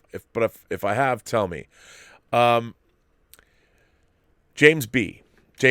writes this letter. Hi, Rob. I only recently became a viewer of Robservations, discovering the community via your contributions to Midnight's Edge, like many others. I just wanted to make one point about Picard that's been on my mind. Like you, I was disheartened by the series on many levels, speaking as a fan who's seen every Trek episode multiple times, from the original series to Enterprise, only accepting Discovery. I tried to hang in, Rob. I really did. I'd like to think that I both understand and appreciate Trek, and the joy of both episodic... By the way, I just clicked on this. I didn't even know what this article was going to be about. And the joy of both episodic and serialized storytelling. I loved the Xindi arc in Enterprise and the Dominion War and legacy of the occupation in Deep Space Nine. That does nothing to alter my love of episodic diversions primarily presented in the original series, The Next Generation and Voyager. But with notable contributions from Deep Space Nine and Enterprise as well, Star Trek is one of the few TV franchises I think can claim to have done both very well. Babylon 5 was phenomenal in my view, but I can't drop into it for an episode or two when I'm in the mood as I can with, say, Star Trek. It's a full commitment to revisit that universe or nothing. I'm not saying that's a bad thing, as I can't think of many places I'd rather spend my time, but Trek is more versatile, or at least it once was, and that should be admired just as its audience's ability to appreciate both models of storytelling should be. With Picard, I stopped watching full episodes after Episode 5, Stardust City Rag, but I kept up with the developments of later episodes via Robservations and other Trekkies I know. Sadly, I can't say I regret stopping where I did. The reason I stopped was the presentation of Seven of Nine and Icheb in this episode, which gave us a contrast with Voyager so jarring that I felt unable to continue watching.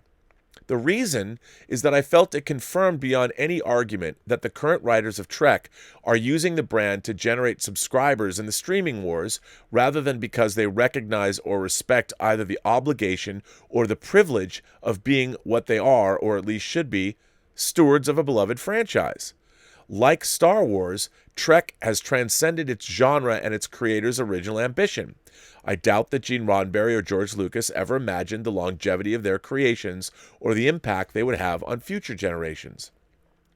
I'm writing this letter mainly because for all the comments, both good and bad, that I've read related to Seven's appearances in Picard and the killing of Icheb, you're one of the only people who seems to have been struck by the same point that really irked me.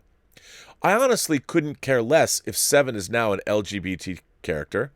I remember no shortage of fan fiction shipping Seven with Janeway when Voyager was on the air, so I suppose a number of fans finally got their wish, and why not? I don't even mind too much that they never addressed her relationship with Chakotay, though that was her first foray into romance, Unimatrix Zero notwithstanding. I think better writers would have at least nodded to it in some fashion. She's obviously been on a personal journey there. Why settle for tokenism when you could explore that and offer genuine representation and diversity? Anyway, the scene that really got me in Picard Episode 5, and no, it wasn't Icheb being tortured to death, although I could rant about that all day. What really got me was the scene where Seven professes to Picard that she struggles to regain her humanity every damn day, moments before beaming down and committing cold-blooded murder. And no, I don't mean her execution of Jazel. There was at least some motivation for that, tenuous though it was. The two women she kills the instant before she beams down. Who were they? Criminals or just bystanders? Maybe worse still, innocent bystanders. Given the culture on Freecloud, or the little of it we see, I don't think the notion that they were slaves is exactly absurd. The whole Alpha Quadrant is basically now just the Orion Syndicate, but without the honor code after all. Seven murders them without a moment's pause, and the series moves on to more important matters like killing Bruce Maddox for some reason. Picard wasn't Picard anymore, but this was a disrespectful character assassination if I've ever seen one. I enjoy Voyager, even if it is hard to defend as probably the least creative Trek series, in what was arguably the most exciting premise, at least in the context of the traditional Star Trek setting of a single ship and crew on an exploratory mission. Yet, I found myself preoccupied with one particular episode after watching Stardust City Rag. So I could never pronounce this word, because it's an X-Files word too. It's Sankasi? Most will probably remember the episode for Dwayne Johnson's cameo, but the reason it came to mind is because at the end of the episode, Seven remarks to Tuvok that in almost taking the life of a Hyrogen fighter, she felt she may have lost her humanity after working so hard to reclaim it, which Tuvok reassures her she had in fact just reaffirmed her humanity because she was feeling guilt and shame over her actions. Bearing in mind that the Hyrogen was actively seeking for Seven to end his life, and she remarked on having lost her self-control during the fight, this was, at least to me, quintessential Star Trek. Not pretending that the entire galaxy is civilized just because humanity has become so, and not avoiding the difficult scenarios that reality could put our characters in, but rather showing how they fought to overcome them. They sometimes fell short but never chose to give up. So stop trying to be the best human beings they could be. Stop trying to be the best humans they could be. Your comments in Robservations number 378 about Cisco and how he compromised his ethics during In the Pale Moonlight is one of the best examples. But Miles in Hard Time also comes to mind, among many others. Contrast this with Seven saying to Picard, and I paraphrase, "I struggle every damn day of my life to be the best version of myself. Now excuse me while I go on an indiscriminate killing spree." As a viewer, if you simply want some bang for your buck from CBS or Amazon, then I get that. But don't call this Star Trek. What really is the cynical misuse of an IP for current business needs, the streaming wars, and it's tainting great characters and stories told before. After all, how many more people sign up for a show called Star Trek Discovery as opposed to a show called just Discovery? Enterprise wasn't called Star Trek in its first season, but I can't help but feel CBS learned the wrong lesson from that, or perhaps the right lesson, but turned it to its most cynical application. Better writing saved that show, not the pandering addition of a familiar phrase in the title. Series that transcend escapist entertainment don't come around all that often. Franchises even less often. Between Star Wars and Star Trek, I feel like I'm witnessing a terminal decline, as I don't know how either IP can recover. Star Wars at least can set stories millenniums apart in the past or future from the Skywalker saga, if they're bold enough to try, which they are with the High Republic era that they're doing a multimedia. It's kind of like what they did with Shadows of the Empire. But Star Trek can only really look into its future now, having told multiple stories set in the 22nd through 24th century. It can't go too far ahead before the galaxy looks unrecognizable to fans, so treating the era of Starfleet and the Federation with respect is critical to the franchise's future. How does it recover now? I suppose only through reboots. That's all I had to say, and it probably doesn't add much to what's already been said, though I suppose it's a bit of therapy for me after my individual trauma and deep disappointment with Picard. So, a final comment of appreciation for your videos and the time you take to make them. They've been a joy during the virus lockdown here in the UK, and whilst I probably won't write often, I will be around enjoying your content. All the best to everyone in the Post-Geek Singularity. James B. P.S. You've probably been asked before, but I wondered if you have an all-time favorite Trek episode. If I made a list of my top 10 or 20, I'd go back and forth forever, but I always know that Death Wish from Voyager is in the number one spot. I wonder if you had a similar standout. First of all, James, what a great letter. Thank you for this. And, you know, I agree. I think that one of the most pernicious parts of modern Star Trek is the total lack of respect for human life.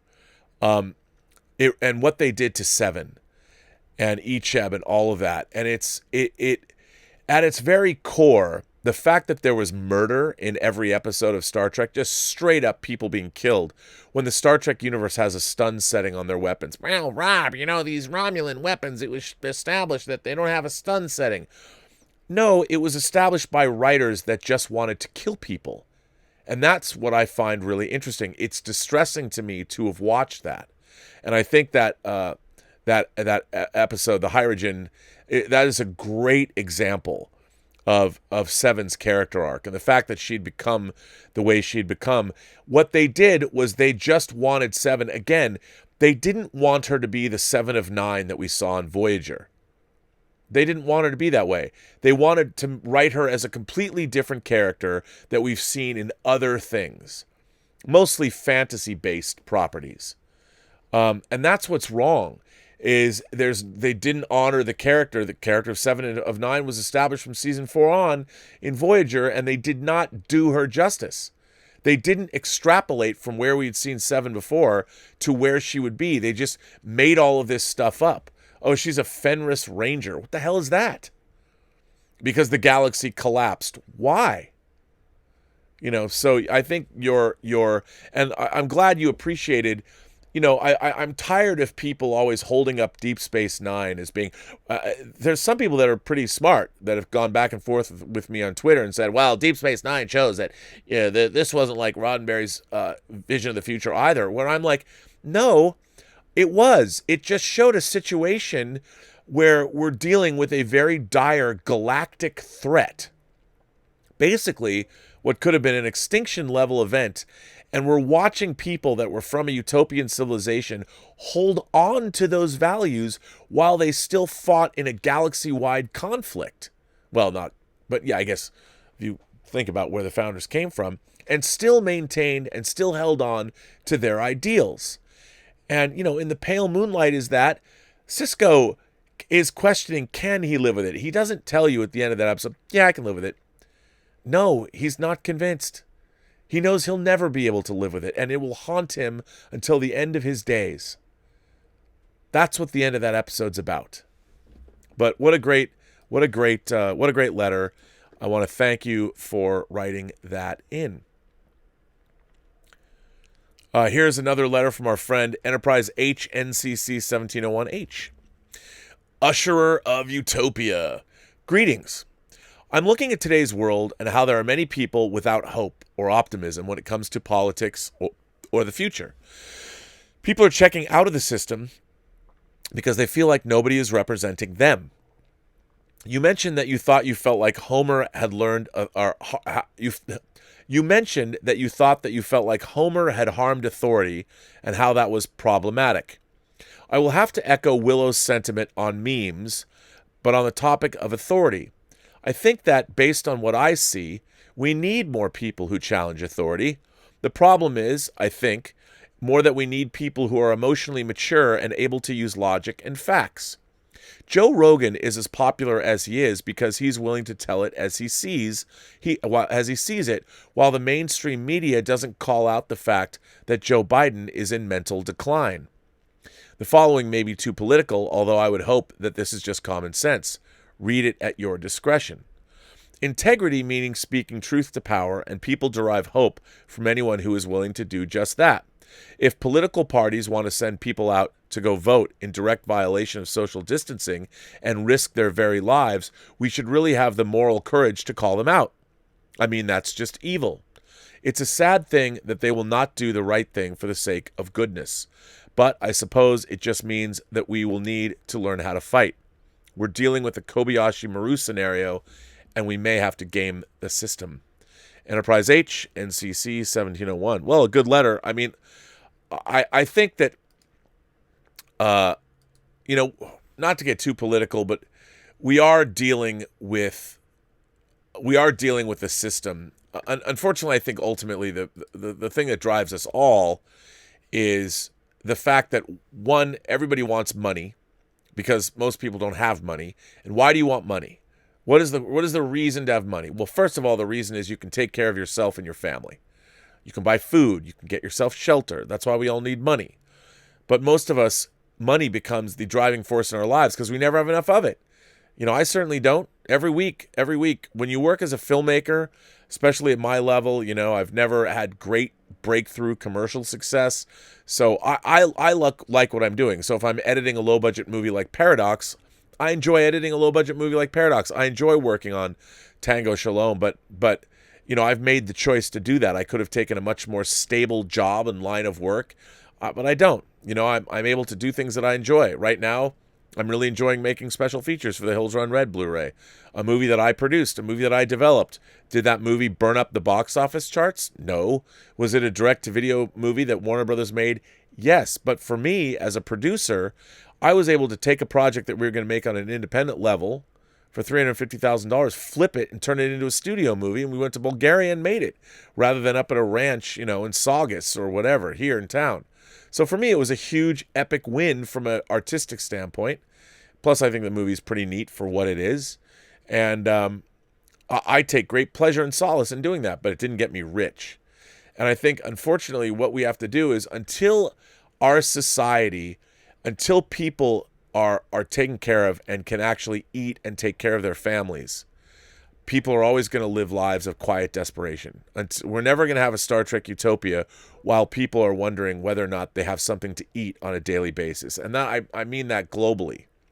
And the people that do have money want to hold on to it because having money is great. You can indulge your every whim. If I was really rich, I would work out with a trainer every day. I'd eat great food. I'd wear bespoke linen suits every day. I'd drive a nice car. I'd have a big house with a big Hot Toys display case and all that. But all that is just luxury, And I think that's our problem is that, everybody wants to be rich. And when you're rich, you want to maintain that. So unfortunately, doing the right thing, which is what we should be doing, like why aren't we cleaning up the environment? Why would you ever? I've never understood that. I don't understand why everybody is not an environmentalist.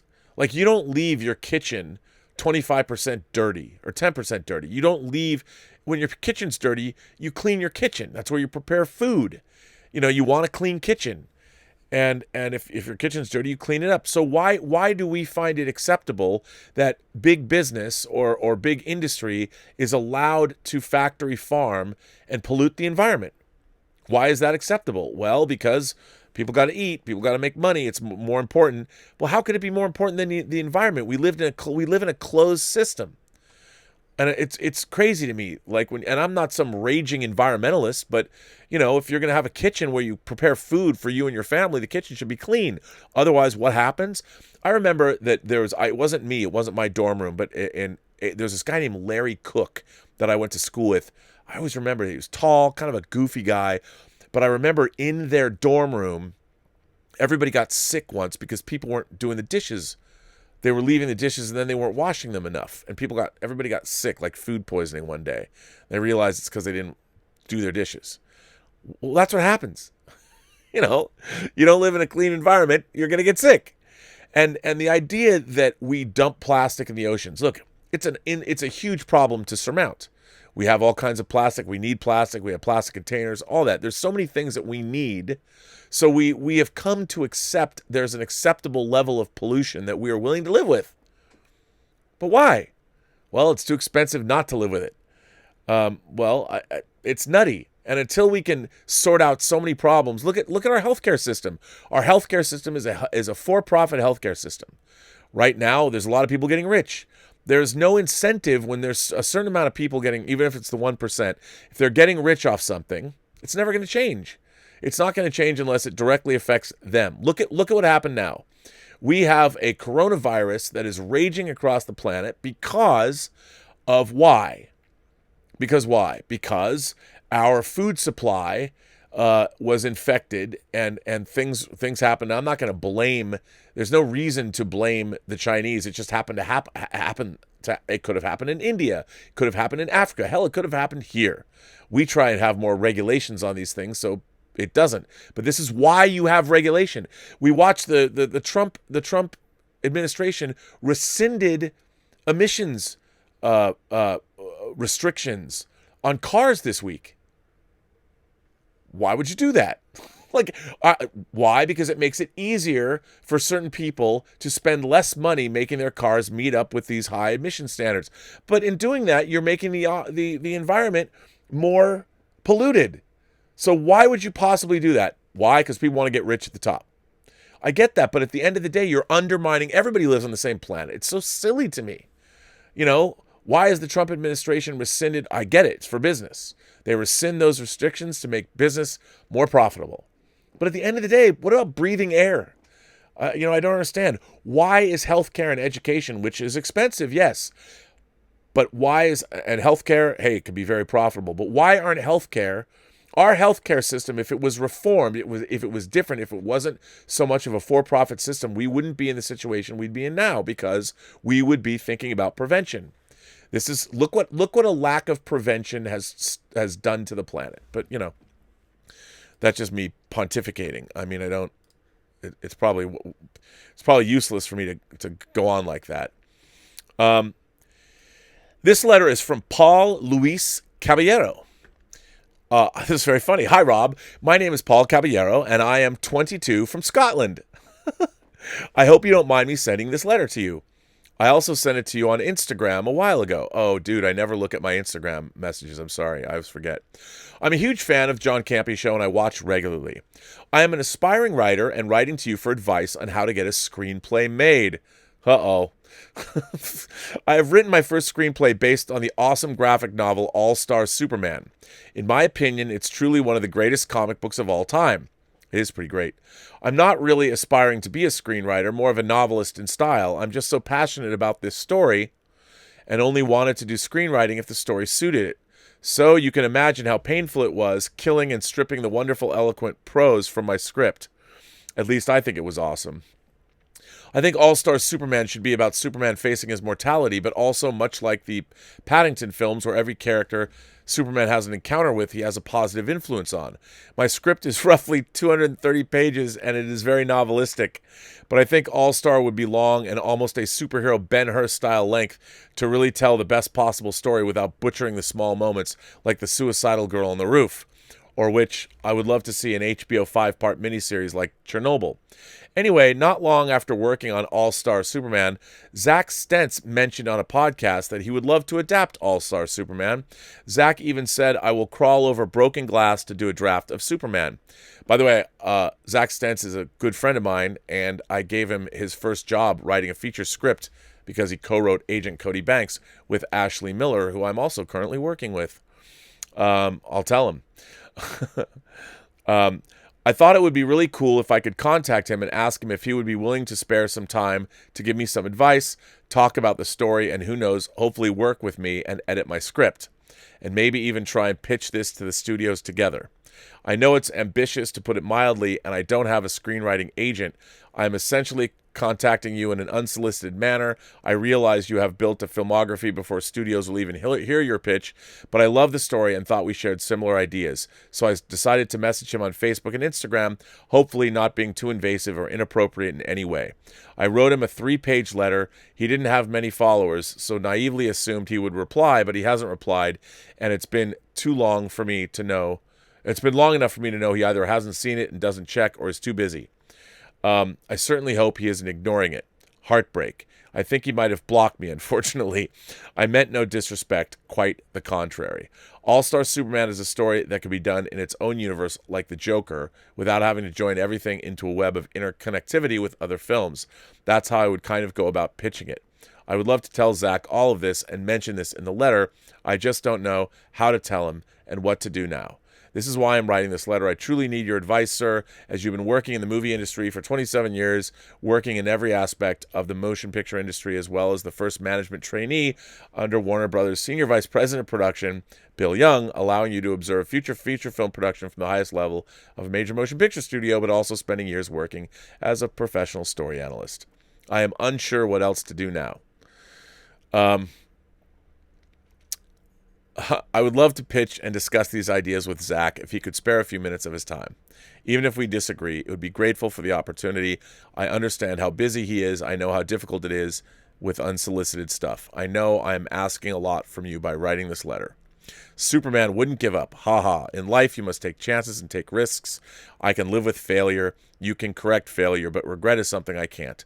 If you're too busy, I understand. Thanks so much if you read this, Rob. It means a lot. Apologies for the length. Nervous and scared about writing this. My Instagram name is Paul Luis Caballero. Kind regards, Paul Caballero.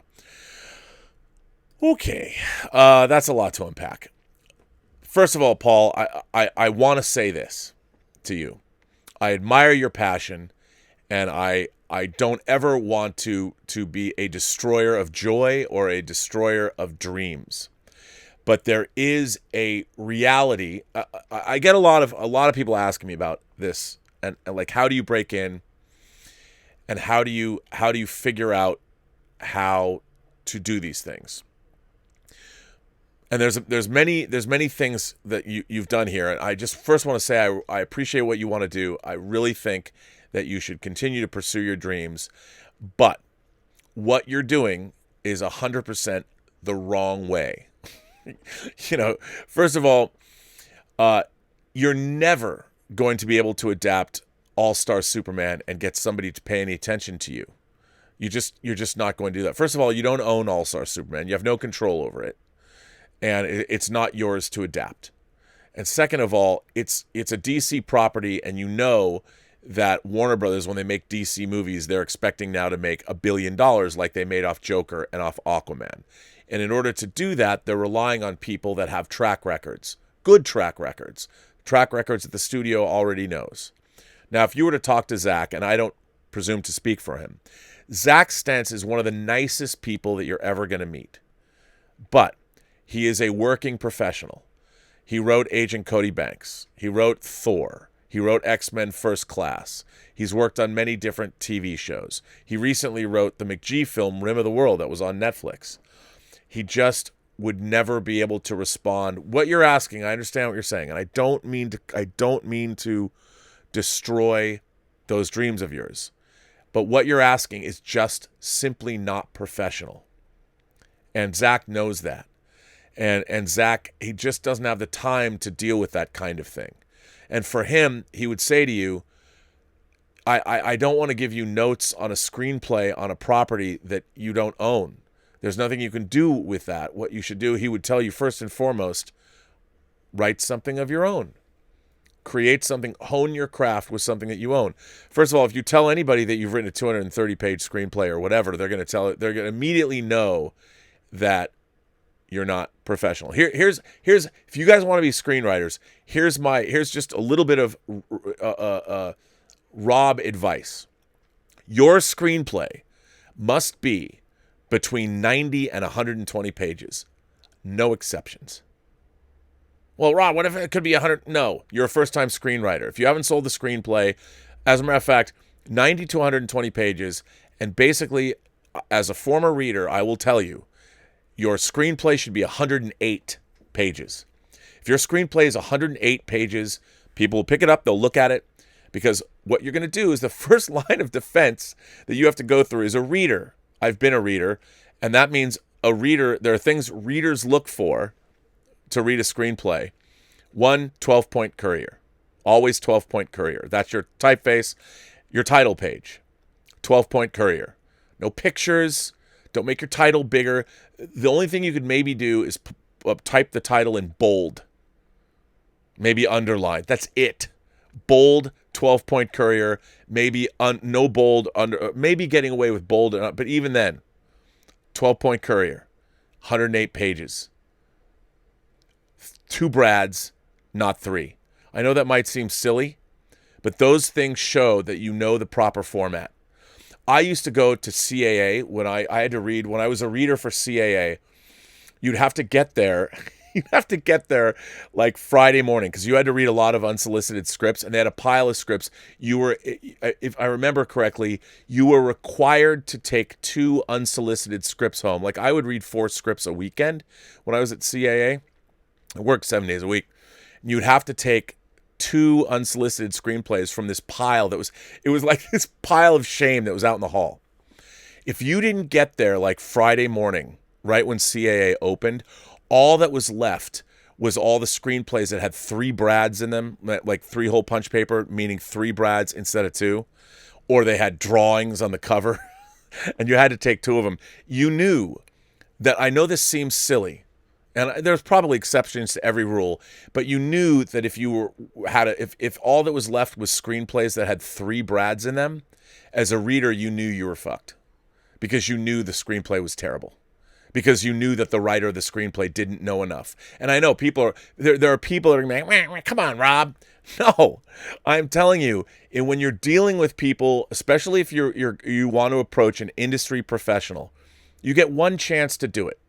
You have one chance to do it, and you've got to have your ducks in a row. And you have to have be in a position, if you're gonna go to anybody and show them something professional. You have one shot at it. But if you were to tell Zach that I've written a version of All-Star Superman into a 120-page screen or 240-page screenplay or whatever, he wouldn't give you the time of day because he can't. Because you're not even at a level yet where you can address him.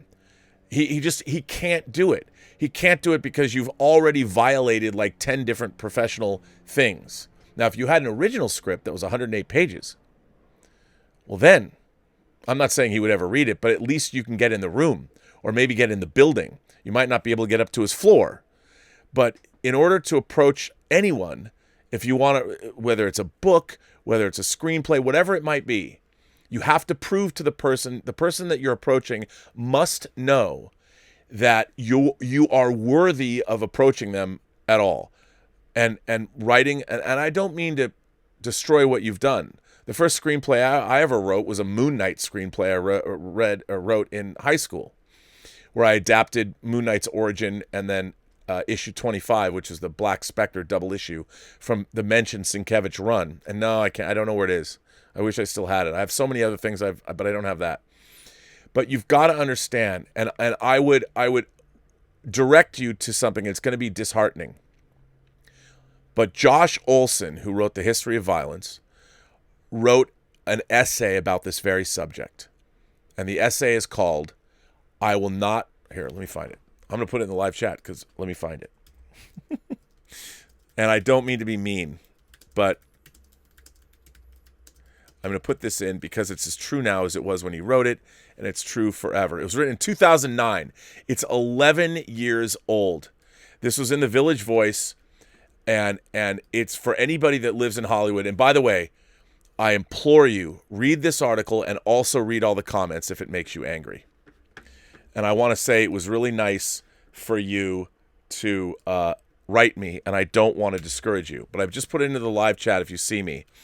I will not read your fucking script is the name of the article. And I implore anybody that has written scripts, and if you read the comments about this, you'll see. But you cannot write a screenplay. Don't waste your time adapting something like All-Star Superman into script form. There's nothing you can do with it. Even if you have written the greatest screenplay ever, unless you have a track record, what you have done, if you take this screenplay and ask somebody to look at it, is you've already announced yourself as a total amateur, meaning that no one's going to read the script. They're just not going to read the script, and they won't give you advice. And by approaching somebody, and I don't mean to be harsh, because I want to encourage you to continue following this dream. But what I would say is, you've got to write your own original material. Unless, my caveat to that is, if you have gone out and say you want to adapt a book, you have to go out and option that book from the author, or the author's estate. And if there's something that you want, if it's an article, maybe you've read an article you think is interesting, first you got to find out if that's available. Maybe someone else has bought it. But you have to approach these things like a professional. And if you're going to approach a professional storyteller, you've got to show them that you understand who they are and what it means to be a professional before you do it. Now, I loved All-Star Superman too, and I know exactly what you mean. But the fact that you've adapted that it's just not how it's done in Hollywood. If you had optioned All-Star Superman, if you'd gone and paid DC Comics an option fee, even though let's just assume that they would, and that option fee, maybe it was $20,000 for a 6-month option, and then you wrote the script. Well, that's something different, But who are you going to sell that to? And that's what I mean. I think it's great. First of all, I love hearing from my foreign fans, but I can't condone what you've done. I know that might be hard to hear, but it's something that it's rough, and again, I don't mean to be discouraging, but that's probably why Zach didn't respond or blocked you or whatever, because he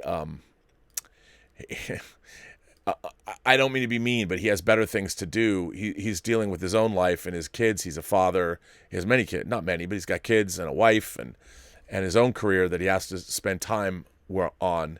So, but anyway, I want to encourage you, use what you've learned in writing that screenplay and come up with your own story. If you're living in Scotland, there's probably stories right there, maybe even in your own neighborhood, that you have yet to hear, and so does the rest of the world. And maybe I would say, and use this screenplay that you've written as a wonderful exercise, but now go find a story that's your story, a story that's uniquely yours, and write that screenplay. That's what I would suggest doing. Stubble McShave says, if you like solid world building and well-developed characters with a consistency in its canon, then I have a suggestion for a book series for you. I wonder what that book series would be, Stubble. Might it be The Wheel of Time? Dun, dun, dun. I really want to read it now, but now I'd have to go get the hardcover set like you have. Dancing Dog sends in a tip and says, Robert, can we please talk about a movie we both love, Message from Space? I saw the film upon its release in the U.S. in 1978. Any film that attempts the Death Star trench run using models on wires and space teens drag racing pre-pod race is awesome. Oh, and what is the name of it's the Jelusians, I think? The Jelusians? Okay, Message from Space. If you guys don't know Message from Space, Message from Space is a Japanese. It is Japanese. It seemed like everybody had to make, in the wake of Star Wars, their own version of it. Star Crash was Italy's version. Message from Space is Japan's version. I love Message from Space because, first of all, it has cool ships, and I did build. There were model kits. There were even domestically released model kits made from Message from Space. And it's Vic Morrow, and there's literally a sailing ship in space. And I love that, Matsumoto Leiji, like whether it was Galaxy Express or whether it was Space Battleship Yamato or whether it was Captain Harlock.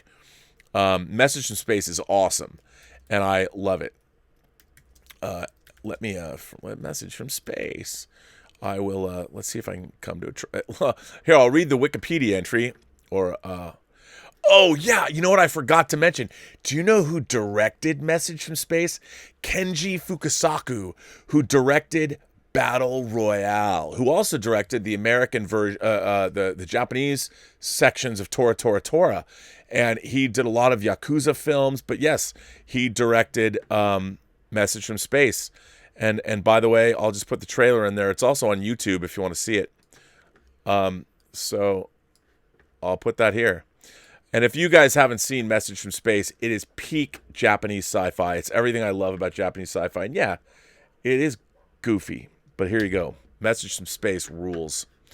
And it does have teens and drag racing. And the ships, by the way, those ships that the teens have, they're cool ships. I dig those ships. I love Message from Space. Mark C. sent in a super chat and says, of course you can tell new fans they're wrong. What you can't do is blame them for being so. They've made their decision on bad information. Well, Mark, that's something, you're not wrong about that. But again, when you have new fans, what you want to do is not, you always want to encourage people. And by telling fans, like, well, you don't be a fan, or you don't know what you're talking about. If knowing that people are new fans, what we should do as old fans, as old school fans, are encourage new fans to seek out new life and new civilization, to boldly go where they as fans have never gone before. I think that's really important to do that. We want to build the fan community. And as we get further and further away, look, as I've said, I'm always talking about, you can't watch, once you've seen Jurassic Park, are you going to go back and watch Ray Harryhausen movies or something? It's really hard to do that. And if you started watching Doctor Who with Christopher Eccleston in 2005, how can you expect people to go back to the early 60s and watch, well, which episode survived? It's tough, man. It's a hard thing to do. And even when I first started watching Doctor Who, I was going back and my friends were curating it for me. And I'm like, wow, this is rough. Rough. But they've made their decision on bad information. But yes, so I think our job is to be wise and encourage fans to look. I mean, look, I get into these like with John Campy. He tells me he likes Picard and he likes Discovery, and he does. Now I'm never going to go in there and go, John, you don't like Discovery and Star Trek Picard because they're terrible. It's bad science fiction. It's bad writing. It's bad Star Trek. But in his mind, he's like, he doesn't have a 50-year fixation on this franchise the way I do. He didn't grow up trying to memorize the decks on the Enterprise, the original series Enterprise, with the Franz Joseph blueprints, and then later the technical manual. I mean, he doesn't have that connection to it. So he's not even looking at it in the same way that I'm looking at it. He's just looking at it because he's enjoying it. Well, that was an enjoyable 45 minutes, and I have 450 minutes total with those 10 episodes of Picard, and I liked them. Now, I can't then go tell him, you dolt. No, because if he liked him, he liked him. He's never going to watch it the way I do, though. I wish he would. So I can all that we can do, I think all we can do is point fans, try and educate them. But when we sit there and tell them, you don't know what you're talking about, that's not productive. And it's like, you're never going to convince somebody of that, because if they like something, they like it. All we can do is try and be good examples, and hopefully people will go back and look into the past and watch Star Trek and find out that they like it, and they realize how terrible modern Star Trek actually is.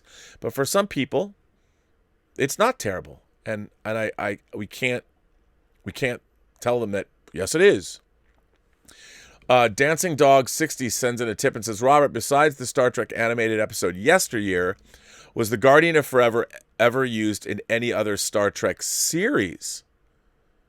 Well, Dancing Dog, I mean, it was used in the original series, obviously, in City on the Edge of Forever, and in the animated show Yesteryear, but I don't, and it was actually used in the fan film Star Trek The New Voyages, James Cawley's fan film. But no, it was not. It was not. It was used in Yesteryear, and it was used in and in Sitting on the Edge of Forever. But it was used, I mean, the Guardian's been used in so many. It's been used in comics and novels and fan films. So, yeah. Royce Freeman sends in a super chat and says, what do you think of Joe Esterhaus films? Sliver, Jade, Jagged Edge, Basic Instinct, and Showgirls. Basically, I think Joe Esterhaus wrote the same script over and over again. Now, I love Basic Instinct. I think Basic Instinct I love it. I love Paul Verhoeven. I love the way it was directed. I love the way it was shot. I love Sharon Stone. I love Michael Douglas. I love everything about Basic Instinct. I love the Jerry Goldsmith score. I enjoyed Jagged Edge. I think Jagged Edge is a great thriller. He also wrote that other one with Betrayed. Was it Betrayed? He wrote Betrayed, I think. Let's see. Let's see. Yes, he did. He wrote Betrayed as well. Deborah Winger and Tom Berenger. He basically settled into a rut. I mean, Sliver, I think, is not very good. Jade is interesting. It was directed by William Friedkin, who directed The Exorcist, which I kind of like, although even Friedkin, he says in that in his book, his autobiography, he talks about that he wanted to do a slow motion car chase because he was known for French Connection and known for To Live and Die in L.A., and he thinks that maybe it was a little wrong-headed. I think that Jade, Jagged Edge, and Basic Instinct I like them. Sliver, I don't think was very effective. Betrayed was okay. And Showgirls, come on. Who doesn't love Showgirls? Wow, you know what? Paul Verhoeven and Joe Esterhaus got somebody to pay them to go to Vegas and hang out with strippers. And in my mind, that is that's a plus. But I will say this. The one thing about Showgirls, I love Showgirls. Showgirls is a terrible movie, but I love it for what it is. And I also love it because the horrible rapist that is depicted in Showgirls is played by the great actor William Shockley. First of all, I love the comeuppance he gets when she kicks the shit out of him. But I love William Shockley as an actor. And he has a bit role in a movie I dearly love, Dream Lover, with Machen and Mick and James Spader. And you got to get the uncut version that was out on Laserdisc. Love it. And by the way, if you like those movies, you should watch Dream Lover because it's right up your alley. So yeah, I'm an Esterhaus fan. Bob Cole sends in a tip and says, the show Preacher ultimately was the story of Job. Reverend Jesse speaks with God after enduring tribulations. I didn't denounce you, God, yes, but you wanted to. I don't know if I would agree with that. Because, Job had everything taken from him. Well, maybe Jesse Custer. Yeah, maybe. I don't know if he had the tribulations that Job had, though. The Last King of Scotland sends in a super chat and says, why did JJ feel the need to reach back into Star Wars and ruin Anakin's story and fundamentally change it from the Skywalker saga into the Palpatine saga? I don't know. I really don't. You got me. I really don't know. Sam O'Neill sends in a super chat and says, I just got to work and I'm super bored already. Just want to say, hey, Rob, you're the man. Cheers for being the best part of my Friday here in Australia. Well, after get work tonight, go have a Cooper's for me. Or, yeah, go have a Cooper's. Don't get a slab of bye-bye, mate. I miss Cooper's. I used to love Cooper's. It was great. That's a beer, by the way. Bob Kowal sends in a tip and says, here's Harlan Ellison reading Steve Jarrett's Susified version of I Will Not Read Your Fucking Script. Oh, I got to put this in the live chat. I'll put this in the live chat. Oh, I guess it's already in the live chat. Oh, no, because you sent in a tip. Here, this is amazing. I totally forgot about this. This is I Will Not Read Your Fucking Script as read by Harlan Ellison. And it's fantastic. Yes. So, there you go. And that's good. Let's see what I got here. What do I have? Brian Eng writes in, and Brian Eng says, did John Schnepp share all your interests or only superheroes? For example, Star Trek, sci-fi, music, politics, and showbiz. No, John Schnepp and I we liked different things. I mean, John had the soul of an animator. But he did like Star Trek, not the way I like Star Trek, but he really liked monster movies, horror movies, monsters. He loved famous monsters of Filmland. He loved music, all kinds of music. He loved showbiz. He had made music videos. Look, he wrote Slayer comics. But yes, I mean, we bonded on show business, making movies. And, you know, he was a guy that worked on Metalocalypse. He worked in the business. So we talked a lot about the business. We shared a lot of political views. You know, I think a lot of artists, and when I say artists, I mean, he was actually an artist. He could draw and things like that. But yeah, I think, you know, people who are drawn to the arts tend to share certain political views or a lot of political views.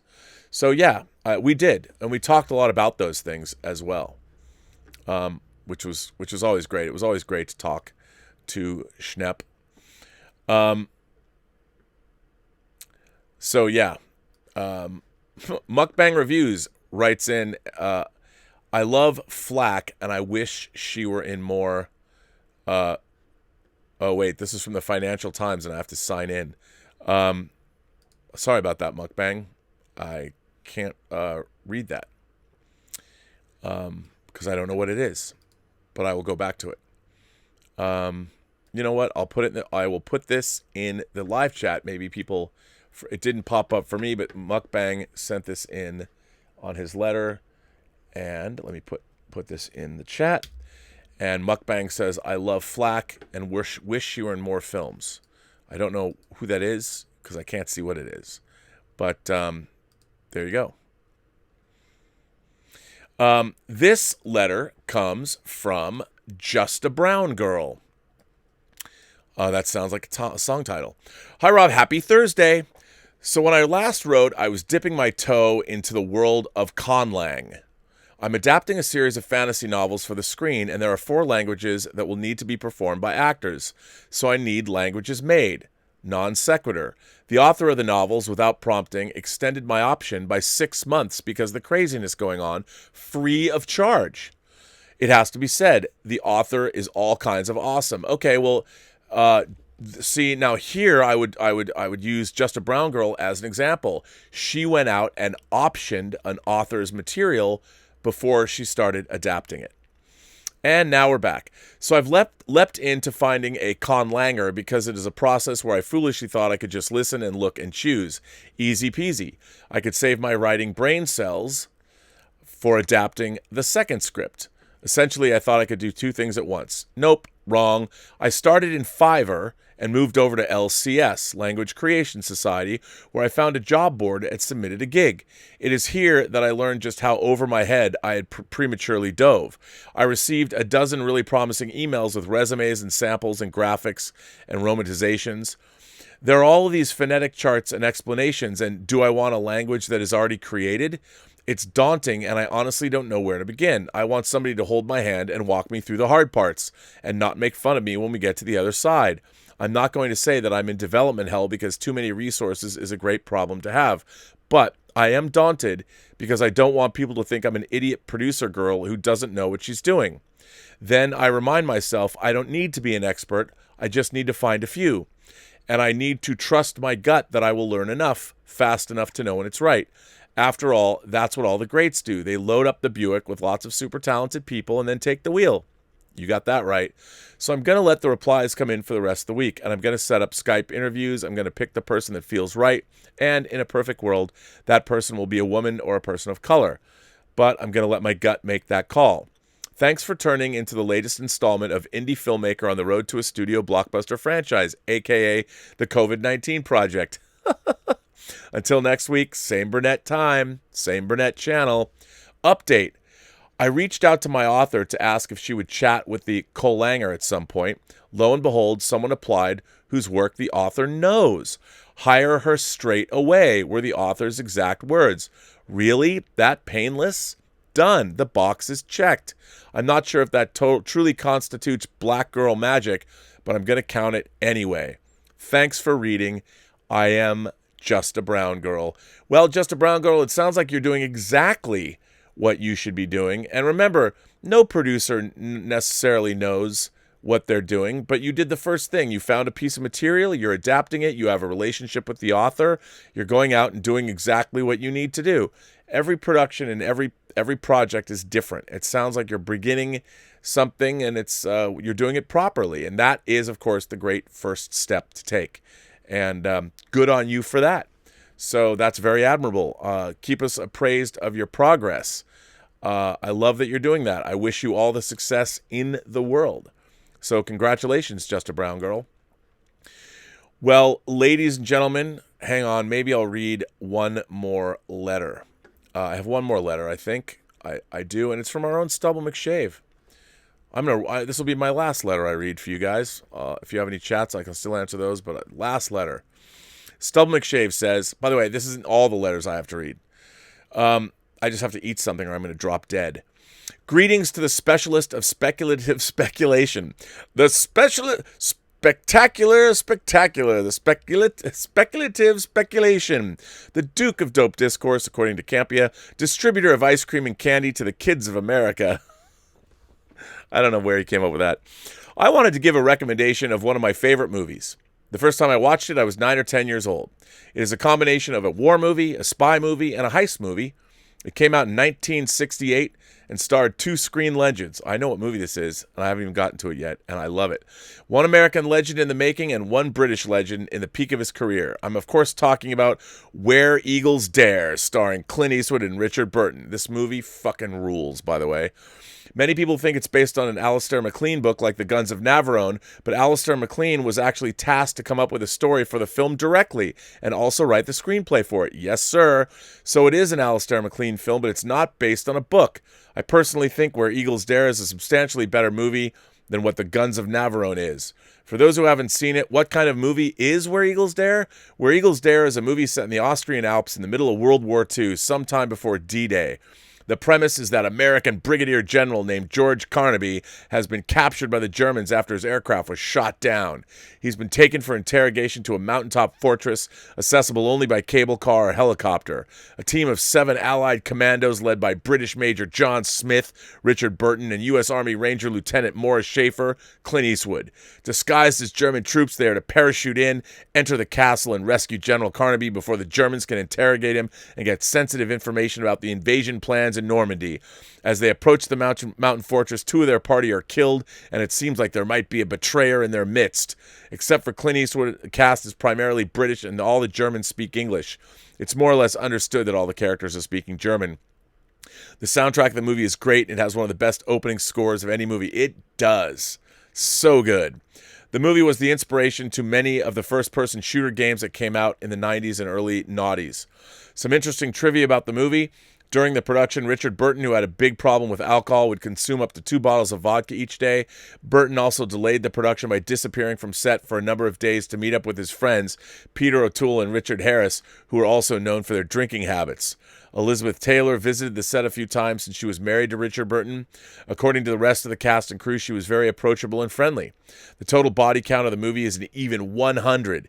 Eastwood's character is responsible for most of them, and he hasn't played another part that comes close. Lee Marvin was offered Eastwood's part, but he declined since he was already starring in The Dirty Dozen. Eastwood didn't like the script that Alistair had written because it was too much exposition. He gave many of his lines to Burton, who is more naturally adept at delivering those lines. Eastwood instead was mostly silent and concentrated on the action parts. The few lines he has are quite impactful, however. Steven Spielberg once voted this as his favorite war movie, mainly due to its, as he called it, boys' own factor. I don't think he considers it the best war movie today. During production, Eastwood discussed several movie projects with Elizabeth Taylor, but none of them happened. Darren Nesbitt was keen to be as factual as possible with his character of von Hoppen. While on location, he requested to meet a former member of the Gestapo to better understand how to play the character and to get the military regalia correct.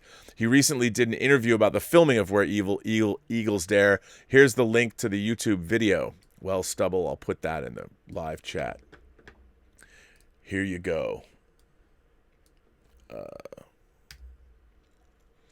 So, Rob, that's my suggestion for a movie to watch during these times, or any times, because Where Eagles Dare kicks ass.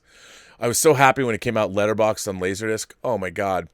What do you think of the movie, and are there any aspects of the movie that stand out to you as really good or really bad? Well, looking at it now, some of it feels a little stage bound, and the lighting, things like that. It's doesn't have as much verisimilitude as I might like, but that I easily overlooked. I mean, look, it was made in the '60s. It's a wide screen, wide lensed. It kicks ass. I love this movie so much. Anybody who wants to see a rousing, as a matter of fact, watch it as a double bill. Watch The Dirty Dozen and watch Where Eagles Dare. And if you want to throw in a third movie, go for the triptych. Watch Great Escape, too. Or better yet, like you said, Guns of Navarone. Don't watch The Great Escape on its own. Watch Guns of Navarone, Where Eagles Dare, and Dirty Dozen. What a triple bill. There's a way to kill some hours. I love this movie, Stubble. Good on you. Fantastic choice. Gerald sent in a super chat and said, "Hey, Rob, should the next Star Wars movie be another trilogy or a standalone film?" That's a good question. I'd love to see a nice standalone Star Wars movie with a beginning, a middle, and an end. I mean, I didn't love it, but I like Solo. And even though Rogue One tied into another Star Wars movie, I would like to see a standalone movie in the Star Wars universe. Something epic. Why not? Bring it on, Gerald. Absolutely. I'm in. Well, ladies and gentlemen, I do my Oscar Goldman. I can't because I have headphones on. I always forget. This brings an end to Robservations episode number 300 and... Did I say it's 79? I think it's 380, right? 380. My God, 380. I want to thank you for being here. I want to thank my moderating staff, of course, the great Mayor Mike Bodden. I want to thank, of course, Detective Jim Boyers and Greg Smith and Jordy Lyons and Louis Yu. I hope Louis is feeling good. I know he was feeling a little under the weather. I hope it's okay. Weather. I can't even talk. And most of all, I want to thank you, imagination connoisseurs, you members of the Post-Geek Singularity community, for generously supporting this channel in many different ways, especially writing those long letters, which I love, and super chats and tips, and just being here in the live chats and participating and going to the Burnettwork.net website. Please hit like if you like these chats. Please hit subscribe. I am going to be back tomorrow on the John Campea Show. I'll be back here probably at 1 in the afternoon. And, of course, the new episode of Elizabeth's Whining About Movies will be, in fact, on tomorrow. I don't know what movie we're going to watch yet. I haven't figured it out. But on that note, I want to say, gentle beings and people everywhere, every person you meet has a story to tell you, imagination connoisseur, you have yet to hear. And all you have to do is listen. And with that, I say to you, as I always say, have a better day.